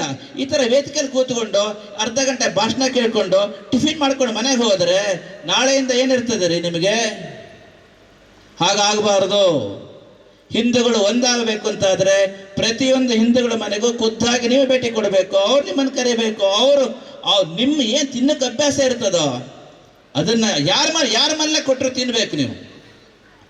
ಇದನ್ನ ಬೆಳೆಸ್ಕೊಳ್ಳಿ, ಕಾರ್ಯಗತ ಆಗಬೇಕು. ನಾವು 21ನೇ ಶತಮಾನದಲ್ಲಿ ಇದ್ದೇವೆ. ನಿಮ್ಮ ಮುತ್ತಾತ ಇದ್ದ ಹಾಗೆ ನಿಮ್ಮ ತಾತ ಇರಲಿಲ್ಲ, ತಾತ ಇದ್ದ ಹಾಗೆ ನಿಮ್ಮ ಅಪ್ಪ ಇರಲಿಲ್ಲ, ಅಪ್ಪ ಇದ್ದ ಹಾಗೆ ನೀವು ಬದುಕ್ತಾ ಇಲ್ಲ, ನೀವು ಬದುಕ್ತಾ ಇದ್ದಾಗ ಮಕ್ಕಳು ಬದುಕ್ತಾ ಇಲ್ಲ. ಬದಲಾವಣೆ, ಪರಿವರ್ತನೆ ಎನ್ನುವುದು ಜಗತ್ತಿನ ನಿಯಮವಾಗಿದೆ. ಇವತ್ತಿನ ದೇಶ, ಕಾಲ, ಪರಿಸ್ಥಿತಿಗೆ ತಕ್ಕಂತೆ ಮಾನವತ್ವದ ಚೌಕಟ್ಟಿನೊಳಗೆ ನಿಮ್ಮ ನಡೆನುಡಿ ಆಚಾರಗಳನ್ನ ಬದಲಾವಣೆ ಮಾಡಿಕೊಳ್ಳಿ. ಹಿಂದೂ ಸಮಾಜೋತ್ಸವ ಅಂತ ಹೇಳುವುದು ಕೇವಲ ವೇದಿಕೆ ಕಾರ್ಯಕ್ರಮ ಅಲ್ಲ, ಅದು ನಮ್ಮ ನಿತ್ಯ ಜೀವನದ ವಿಧಿಯಾಗಬೇಕು. ನಾವು ಹಿಂದೂ ಅಂತ ಹೇಳ್ತಕ್ಕಂಥ ಪ್ರತಿ ಕ್ಷಣವೂ ಕೂಡ ನಮ್ಮ ಹೃದಯದ ಬಡಿತ ಹೇಗಾಗ್ತದೋ ಆ ರೀತಿ ನಿಮ್ಮ ಹೃದಯದಲ್ಲಿ ಬರಬೇಕು. ಜಾತಿಗಿರ್ತಕ್ಕಂಥ ಪ್ರಾಮುಖ್ಯತೆ 10% ಇವತ್ತು ಹಿಂದೂ ಅಂತ ಹೇಳಿ ಕೊಟ್ಟಿದ್ರೆ ಇವತ್ತು ಭಾರತದಲ್ಲಿ ನಾವು ಇಷ್ಟು ಸಮಸ್ಯೆ ಮಾಡಿಕೊಂಡು ಕೂರ್ತಕ್ಕಂಥ ವಿಷಯ ಬರ್ತಾನೆ ಇರಲಿಲ್ಲ. ಆದ್ದರಿಂದ ಜಾಗೃತರಾಗಿ ಹಿಂದೂಗಳೇ, ಪ್ರತಿಯೊಂದು ಮನೆಗೂ ಪ್ರತಿಯೊಬ್ಬರು ಭೇಟಿ ಕೊಡಿ. ಅವ್ರ ಮೇಲೆ ಒಂದು ಮಗು ಹುಟ್ಟುತ್ತಪ್ಪ, ಅವನಿಗೆ ಹೋಗಿ ಪ್ರೀತಿಯಿಂದ ಮಾತಾಡಿಸಿ. ಅವ್ನು ಯಾವ ಜಾತಿ ನೋಡಕ್ ಹೋಗಬೇಡಿ. ಅವ್ನು ಹಿಂದೂನಾ, ಅವ್ನ ಮನೆಗೆ ಹೋಗಿ ಮಾತಾಡಿಸಿ. ಅಥವಾ ಅವ್ರ ಮೇಲೆ ಯಾರೋ ಹೊರಟೋದ್ರು, ದುಃಖ ಇದೆ, ಹಂಚಿಕೊಳ್ಳಿ ದುಃಖನ. ಸುಖ ಆಗಲಿ ದುಃಖ ಆಗಲಿ ಶುಭ ಆಗಲಿ ಅಶುಭ ಆಗಲಿ ಹಂಚಿಕೊಂಡಾಗ ಹೃದಯ ವಿಕಾಸವಾಗ್ತದೆ, ಹೃದಯ ಮಿಡಿತದೆ, ಆಗ ಒಂದೊಂದು ಭಾವನೆ ಬರ್ತದೆ. ಅದನ್ನು ಬಿಟ್ಟುಕೊಂಡು ಈ ಥರ ಸಭೆಗೆ ಸೀಮಿತವಾದರೆ ಏನು ಉಪಯೋಗ ಇಲ್ಲ. ಯಾರು ಏನು ಹೇಳಿ ತಿಳ್ಕೊಳ್ಳಿ. ಇವತ್ತೇನಾದ್ರೂ ಭಾರತದಲ್ಲಿ ಹಿಂದೂ ಇಷ್ಟು ಮಟ್ಟಿಗೆ ಅದು ಇದ್ದಾರೆ ಅಂತಂದ್ರೆ ಅದಕ್ಕೆ ರಾಷ್ಟ್ರೀಯ ಸ್ವಯಂ ಸೇವಕ ಸಂಘವೇ ಕಾರಣ ಆಗಿದೆ. ಯಾವ ಒಂದು ಯಾರು ಹೇಳ್ಬೋದು, ರಾಜಕೀಯಕ್ಕೋಸ್ಕರ ಯಾರು ಏನು ಬೇಕಾದರೂ ಬೈಬೋದು, ಯಾರು ಏನು ಬೇಕಾದರೂ ಅದಕ್ಕೆ ತಂಟೆ ತಕರಾರು ಹೇಳ್ಬೋದು. ಆದರೆ ಇವತ್ತು ಭಾರತದಲ್ಲಿ ಇಷ್ಟು ಮಟ್ಟಿಗಾದರೂ ಕೂಡ ಈ ಮಣ್ಣಲ್ಲಿ ಹುಟ್ಟಿರ್ತಕ್ಕಂಥ ಹಿಂದೂಗಳು ಇಷ್ಟು ಮಟ್ಟಿಗಾದರೂ ಒಗ್ಗಟ್ಟಿಗೆ ಇದ್ದಾರೆ ಅಂತಂದ್ರೆ ಅದಕ್ಕೆ ರಾಷ್ಟ್ರೀಯ ಸ್ವಯಂ ಸೇವಕ ಸಂಘವು ಮಾಡಿರ್ತಕ್ಕಂತಹ ತ್ಯಾಗ ಮತ್ತು ಸಮರ್ಪಣಾ ಮನೋಭಾವದ ಶತಮಾನದ ಸೇವೆಯೇ ಕಾರಣ ಆಗಿದೆ. ಇದರಲ್ಲಿ ಯಾವ ವಿಧವಾದ ಸಂದೇಹ ಖಂಡಿತವಾಗಿಯೂ ಇಲ್ಲ. ಆದ್ದರಿಂದ ಯಾರೇನೇ ಹೇಳಿ RSS ಬಗ್ಗೆ ತಲೆ ಕೆಡಿಸ್ಕೊಬೇಡಿ. ಹಣ್ಣು ಬಿಟ್ಟಿರ್ತಕ್ಕಂಥ ಮರಕ್ಕೆ ಕಲ್ಲು ಬೀಳ್ತಕ್ಕಂಥದ್ದು. ಆದ್ದರಿಂದ ಯಾರೇನಾದ್ರೂ ಬೈತಾರೆ ಅಂತಂದ್ರೆ ಒಂದು ಕ್ಷಣ ಅದಕ್ಕೆ ಸ್ಪಂದಿಸಕ್ಕೆ ಹೋಗಬೇಡಿ. ಅದರ ಹಿಂದೆ ಇರ್ತಕ್ಕಂಥ ಕಾರಣ ನೋಡಿ.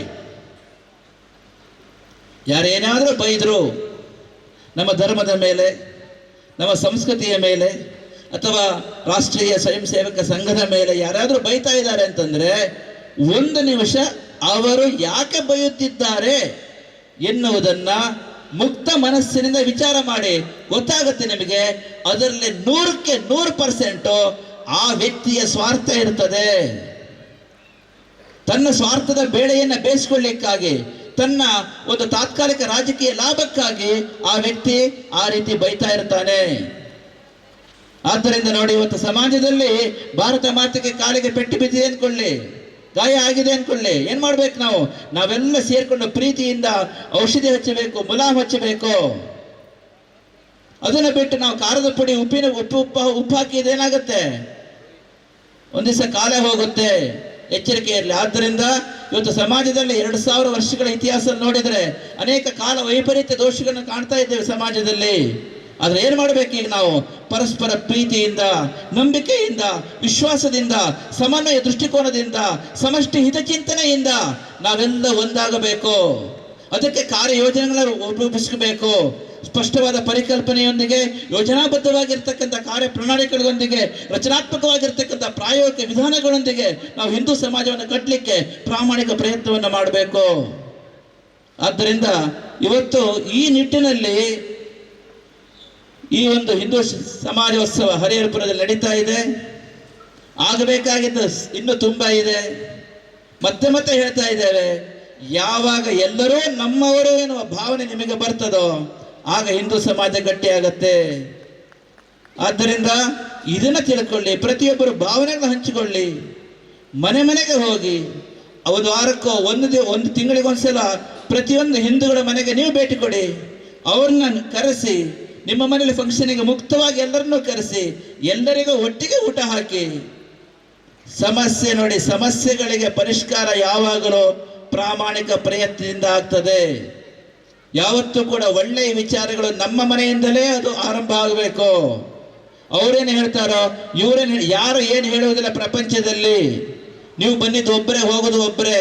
ನಿಮ್ಮ ಆತ್ಮಸಾಕ್ಷಿಗೆ ಅನುಗುಣವಾಗಿ ನೀವು ಬದುಕಿ, ಸತ್ಯವನ್ನು ಸದಾ ಎತ್ತಿ ಹಿಡಿಯಿರಿ. ಯಾರಿಗೂ ಅಂಜುವಂತ ಪ್ರಶ್ನೆನೇ ಇಲ್ಲ. ಮಾನವತ್ವಕ್ಕಿಂತ ದೊಡ್ಡ ಧರ್ಮ ಮತ್ತೊಂದಿಲ್ಲ. ಆದ್ದರಿಂದ ಕಾಪಾಡಿ. ಹಿಂದೂ ಧರ್ಮ ಕಾಪಾಡಬೇಕು ಅಂತಂದ್ರೆ ನಿಮ್ಮ ಕ್ರಿಯೆಯಲ್ಲಿ ವ್ಯಕ್ತವಾಗಲಿ.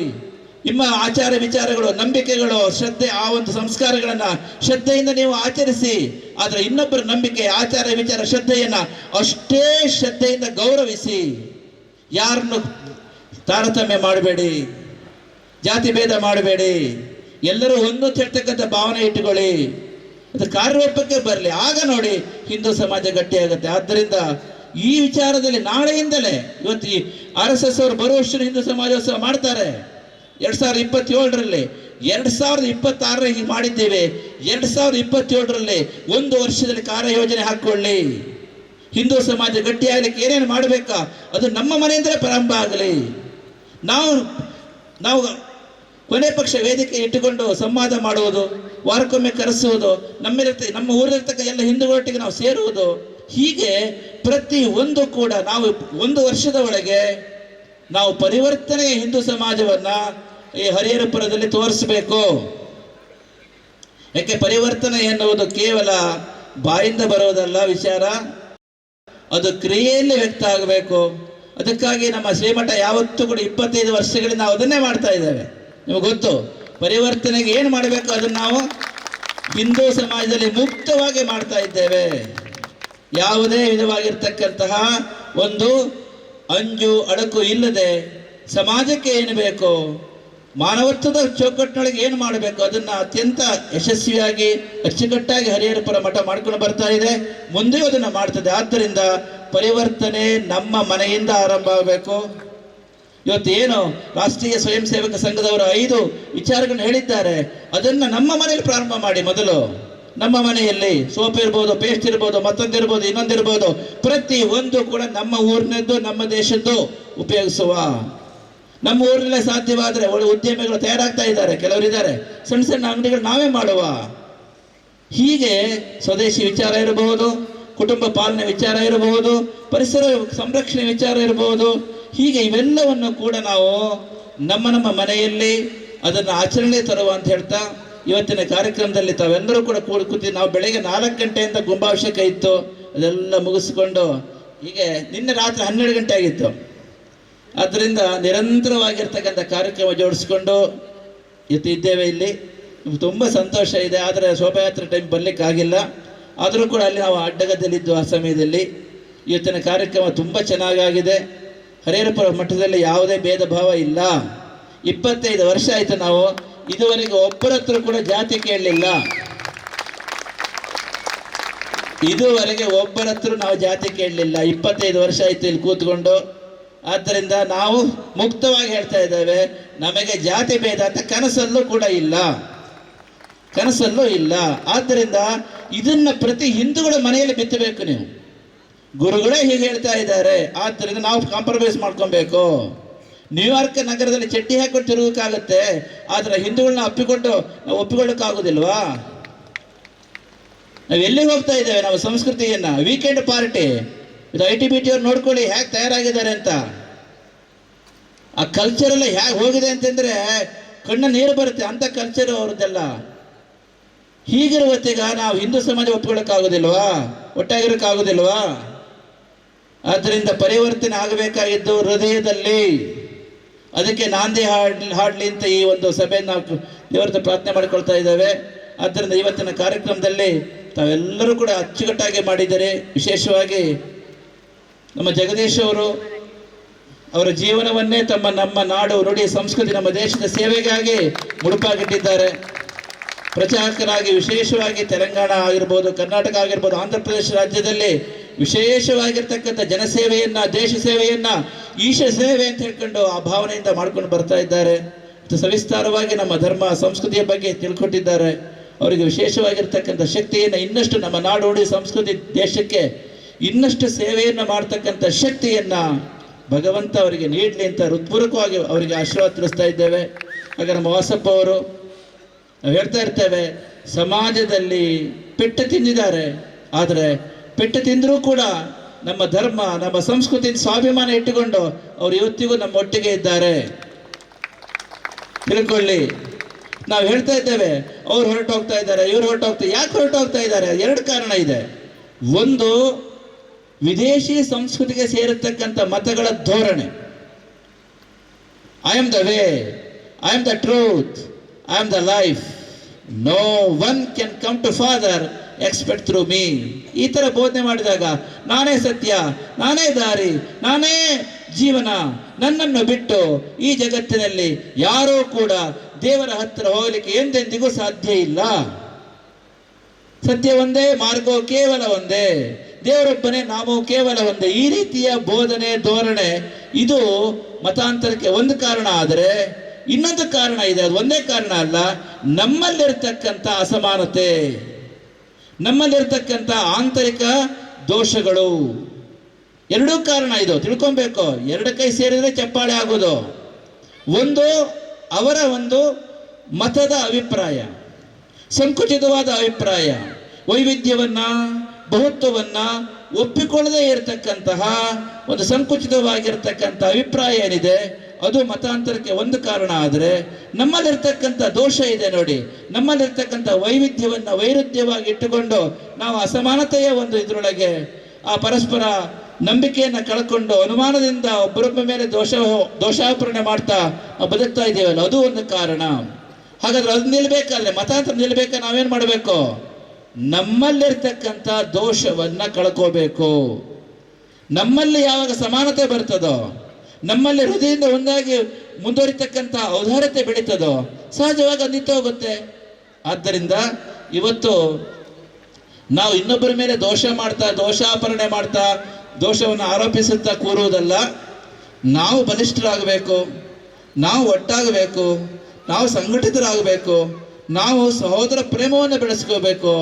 ನಾವು ಸಂಘಟಿತರಾಗಿ ಈ ಒಂದು ಸಂಸ್ಕೃತಿಯನ್ನ, ನಮ್ಮ ಹಿಂದೂ ಸಮಾಜವನ್ನ ಸರ್ವ ಆಯಾಮಗಳಲ್ಲೂ ಸದೃಢಗೊಳಿಸಲಿಕ್ಕೆ ಪ್ರಾಮಾಣಿಕವಾಗಿ ಪ್ರಯತ್ನಿಸಬೇಕು.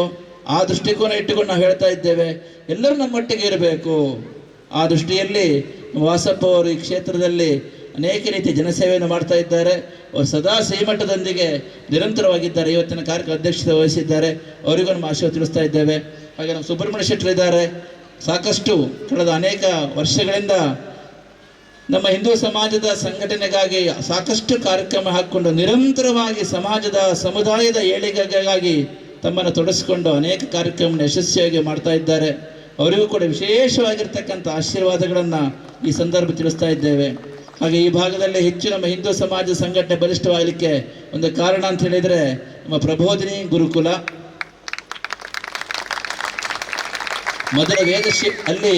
ಮೊದಲ ವೇದ ಶಿಬಿರವನ್ನು ನಮ್ಮ ಗುರುಗಳ ಆಶೀರ್ವಾದದೊಂದಿಗೆ ಆರಂಭ ಮಾಡಿದ್ದಾರೆ. ನಂತರ ಅದು ಹೆಮ್ಮರವಾಗಿ ಬೆಳೆದು ಕಲ್ಪವೃಕ್ಷವಾಗಿ ಇವತ್ತು ಇಡೀ ದೇಶಕ್ಕೆ ಒಂದು ಸಂಸ್ಕಾರಯುತವಾಗಿರ್ತಕ್ಕಂಥ ಸಮಾಜವನ್ನು ನಿರ್ಮಾಣ ಮಾಡುವ ನಿಟ್ಟಿನಲ್ಲಿ ಒಂದು ಮಾದರಿಯಾಗಿರ್ತಕ್ಕಂಥ ಗುರುಕುಲ ಪದ್ಧತಿಯ ಶಿಕ್ಷಣ ಅಲ್ಲಿ ನಡೀತಾ ಇದೆ. ವಿಶೇಷವಾಗಿ ನಮ್ಮ ಗುರುಕುಲದ ವಿಶೇಷ ಪ್ರಬೋಧಿನಿ ಗುರುಕುಲದ ವ್ಯವಸ್ಥಾಪಕರಾಗಿರ್ತಕ್ಕಂಥ ಉಮೇಶ್ ಜಿ ಅವರಿದ್ದಾರೆ. ಅವರಿಗೆ ವಿಶೇಷ ಆಶೀರ್ವಾದ ತಿಳಿಸ್ತಾ ಇದ್ದೇವೆ. ಹಾಗೆ ಆದಿತ್ಯ ಇದ್ದಾರೆ, ಮತ್ತು ಅನೇಕ ಆಚಾರ್ಯರಿದ್ದಾರೆ, ಹಾಗೆ ಎಲ್ಲ ಮಕ್ಕಳಿದ್ದಾರೆ. ಅವರಿಗೂ ವಿಶೇಷ ಆಶೀರ್ವಾದ ತಿಳಿಸ್ತಾ ಇದ್ದೇವೆ. ಹೀಗೆ ಇವತ್ತಿನ ಈ ಒಂದು ಕಾರ್ಯಕ್ರಮವನ್ನು ಅಚ್ಚುಕಟ್ಟಾಗಿ ಆಯೋಜನೆ ಮಾಡಿರ್ತಕ್ಕಂಥ ಪ್ರತಿಯೊಬ್ಬರಿಗೂ ನಮ್ಮ ಬಾಲಕೃಷ್ಣ ಇದ್ದಾರೆ, ಹಾಗೆ ನಮ್ಮ ಆನಂದ್ ಶೆಟ್ಟರ್ ಕಾಣಿಸ್ತಾ ಇದ್ದಾರೆ. ಹೀಗೆ ಪ್ರತಿಯೊಬ್ಬರೂ ಕೂಡ ನಮ್ಮ ಆಶೀರ್ವಾದ ತಿಳಿಸ್ತಾ ಮತ್ತೆ ಹೇಳ್ತಾ ಇದ್ದೇವೆ, ಇವತ್ತಿನ ಈ ಹಿಂದೂ ಸಮಾಜೋತ್ಸವ ನಿಮಗೊಂದು ಪ್ರೇರಣೆ ಆಗಬೇಕು. ಕನಿಷ್ಠ ನಿಮ್ಮ ಒಂದು ಮನೆಯಲ್ಲಿ ಇದು ಬದಲಾವಣೆಗೆ ಕಾರಣ ಆಗಬೇಕು. ಇವತ್ತು ರಾಷ್ಟ್ರೀಯ ಸ್ವಯಂ ಸೇವಕ ಸಂಘ ಏನು 5 ಅಂಶಗಳನ್ನ ಕೊಟ್ಟಿದೆ, ಅದನ್ನು ನಮ್ಮ ಮನೆಯಲ್ಲಿ ನಾವು ಚಾಚು ತಪ್ಪದೆ ಕೊನೆಯ ಪಕ್ಷ ಒಂದು 50%, ಶೇಕಡ ಒಂದು 50 ಭಾಗ ಅದನ್ನು ಆಚರಿಸ್ತೇನೆ ಎನ್ನುವ ದೃಢ ಸಂಕಲ್ಪದೊಂದಿಗೆ ಇವತ್ತು ನೀವು ಮನೆಗೆ ತೆರಳಬೇಕು. ನಾಳೆಯಿಂದ ಪ್ರತಿಯೊಂದು ಹಿಂದೂ ಮನೆಗಳಿಗೆ ಭೇಟಿ ಕೊಡ್ತಕ್ಕಂಥ ನಿಟ್ಟಿನಲ್ಲಿ ವಿಚಾರ ಮಾಡಬೇಕು. ಎಲ್ಲ ಭೇದ ಭಾವವನ್ನು ಮರೆತು ನಮ್ಮ ಆಚಾರ ವಿಚಾರ ಸಂಸ್ಕಾರ ನಮ್ಮ ನಂಬಿಕೆ ನಮ್ಮ ಮನೆಯಲ್ಲಿ ಪಾಲನೆ ಮಾಡುವ.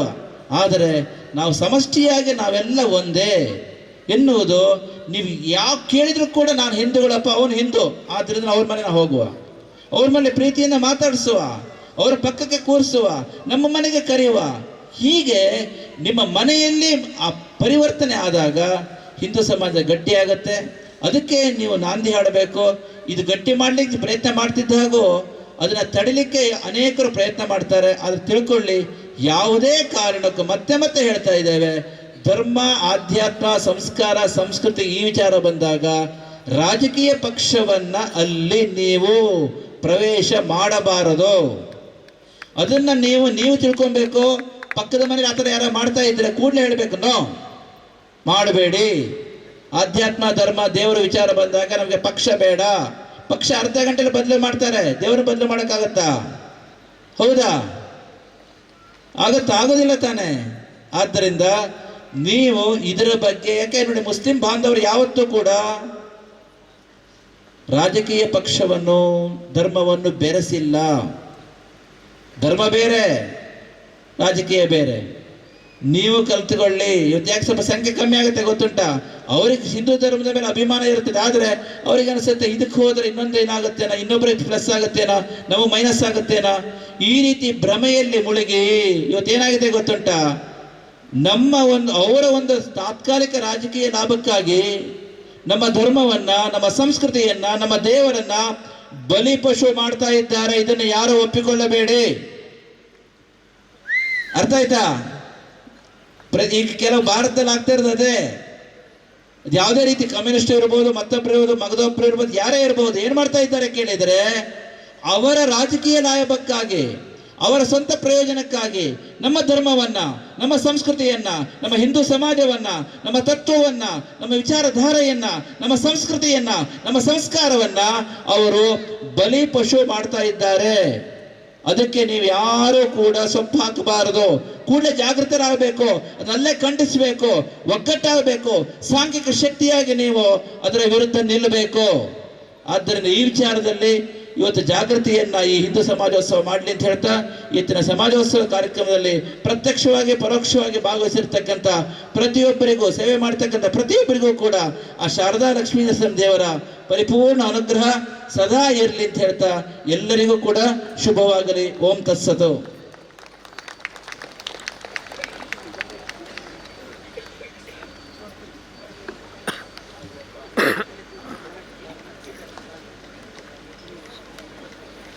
ಶ್ರೀಮದ್ ಜಗದ್ಗುರು ಶಂಕರಾಚಾರ್ಯ ಶ್ರೀ ಶ್ರೀ ಸ್ವಯಂ ಪ್ರಕಾಶ ಸಚ್ಚಿದಾನಂದ ಸರಸ್ವತಿ ಮಹಾಸ್ವಾಮಿಗಳವರಿಗೆ ತಮ್ಮೆಲ್ಲರ ಪರವಾಗಿ ಮತ್ತೊಮ್ಮೆ ಸಾಷ್ಟಾಂಗ ಪ್ರಣಾಮಗಳನ್ನು ಸಲ್ಲಿಸುತ್ತಾ ಶ್ರೀ ಆದಿತ್ಯ ಅವರು ಶಾಂತಿ ಮಂತ್ರವನ್ನು ಪಠಿಸಲಿದ್ದಾರೆ. ಓಂ ಸರ್ವೇ ಭವಂತು ಸುಖಿನಃ, ಸರ್ವೇ ಭವಂತು ಸುಖಿನಃ, ಸರ್ವೇ ಸಂತು ನಿರಾಮಯ. ಒಟ್ಟಿಗೆ ಹೇಳಿ, ಸರ್ವೇ ಭದ್ರಾಣಿ ಪಶ್ಯಂತು ಮಾ ಕಶ್ಚಿತ್ ದುಃಖಭಾಗ್ ಭವೇತ್. ಓಂ ಶಾಂತಿ ಶಾಂತಿ ಶಾಂತಿ.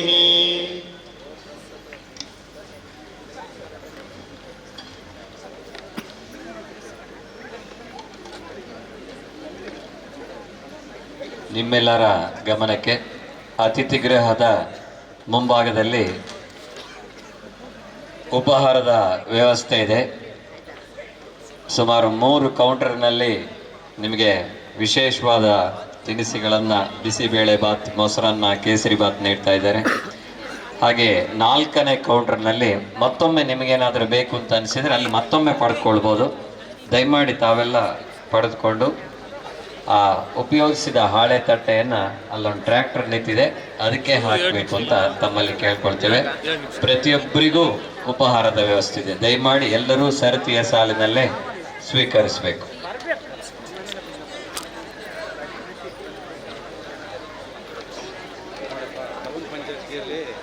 ಜನ ಇದೆ. ಸೆಕೆಂಡ್ ಬ್ಲಾಕಲ್ಲಿ 750 ಓಟು. ಹಾಂ, ಇಲ್ಲಿಗೆ ಎಷ್ಟಾಯಿತು? ಒಂದು 700 ಆಯಿತು. ಇನ್ನೊಂದು 250 ಚಿಲ್ಲರೆ ಉಂಟು, 277. ಈಗೇನೈತಿ ಅದರಲ್ಲಿ ಹೇಳಿದ್ದು ನಾನು, ಒಟ್ಟು ಜನಸಂಖ್ಯೆ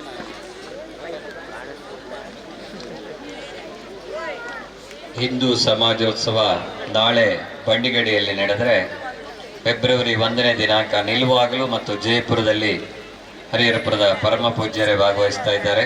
ಫೆಬ್ರವರಿ 2ನೇ ತಾರೀಕು ಬೊಮ್ಮಲಾಪುರದಲ್ಲಿ, ಫೆಬ್ರವರಿ 3ನೇ ದಿನಾಂಕ ಶೃಂಗೇರಿಯಲ್ಲಿ, ಹಾಗೆ ಫೆಬ್ರವರಿ 4 ಉತ್ತಮೇಶ್ವರ, ಫೆಬ್ರವರಿ 5 ಅಂದಗಾರು, ಫೆಬ್ರವರಿ 6 ತೆಂಗಿನಮನೆ. ಇಲ್ಲಿ ಈ 3 ಸ್ಥಳಗಳಲ್ಲೂ ಸಹಿತ ಹರಿಹರಪುರ ಮಠಾಧೀಶರು ದಿವ್ಯ ಉಪಸ್ಥಿತಿಯನ್ನು ಮಾಡಲಿಕ್ಕಿದ್ದಾರೆ. ಮತ್ತೊಮ್ಮೆ ಹೇಳ್ತಾ ಇದ್ದೇನೆ, ದಯಮಾಡಿ ಎಲ್ಲರೂ ಸಾವಧಾನವಾಗಿ, ಮಹಿಳೆಯರಿಗೆ ಬೇರೆ ಕೌಂಟರ್ ಬೇರೆ ಇದೆ, ಸಾವಧಾನವಾಗಿ ಪ್ರತಿಯೊಬ್ಬರೂ ಉಪಹಾರವನ್ನು ಸ್ವೀಕರಿಸಬೇಕು ಅಂತ ಕೇಳ್ಕೊಳ್ತೇವೆ. ನಿಮ್ಮ ಗಮನಕ್ಕಿರಲಿ, ಕೊನೆಯ ಕೌಂಟರ್ನಲ್ಲಿ ಮತ್ತೊಮ್ಮೆ ನೀವು ಬೇಕಾದರೆ ಪಡ್ಕೊಳ್ಬೋದು.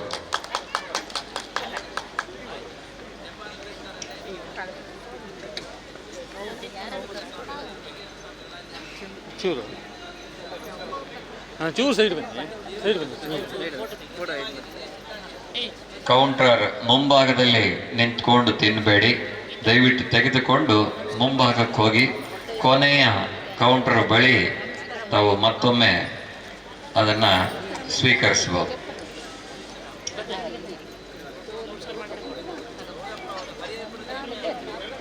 ಹಾಳೆ ತಟ್ಟೆಯನ್ನು ತಿಂದಾದ ನಂತರ ಟ್ರ್ಯಾಕ್ಟರ್ ನಿಂತಿದೆ. ಶ್ರೀಮಠದ ಆವರಣ ಸ್ವಚ್ಛ ಪರಿಸರಕ್ಕೆ ಗಮನವಿರಲಿ, ಅದರೊಳಗೆ ಹಾಕಿ.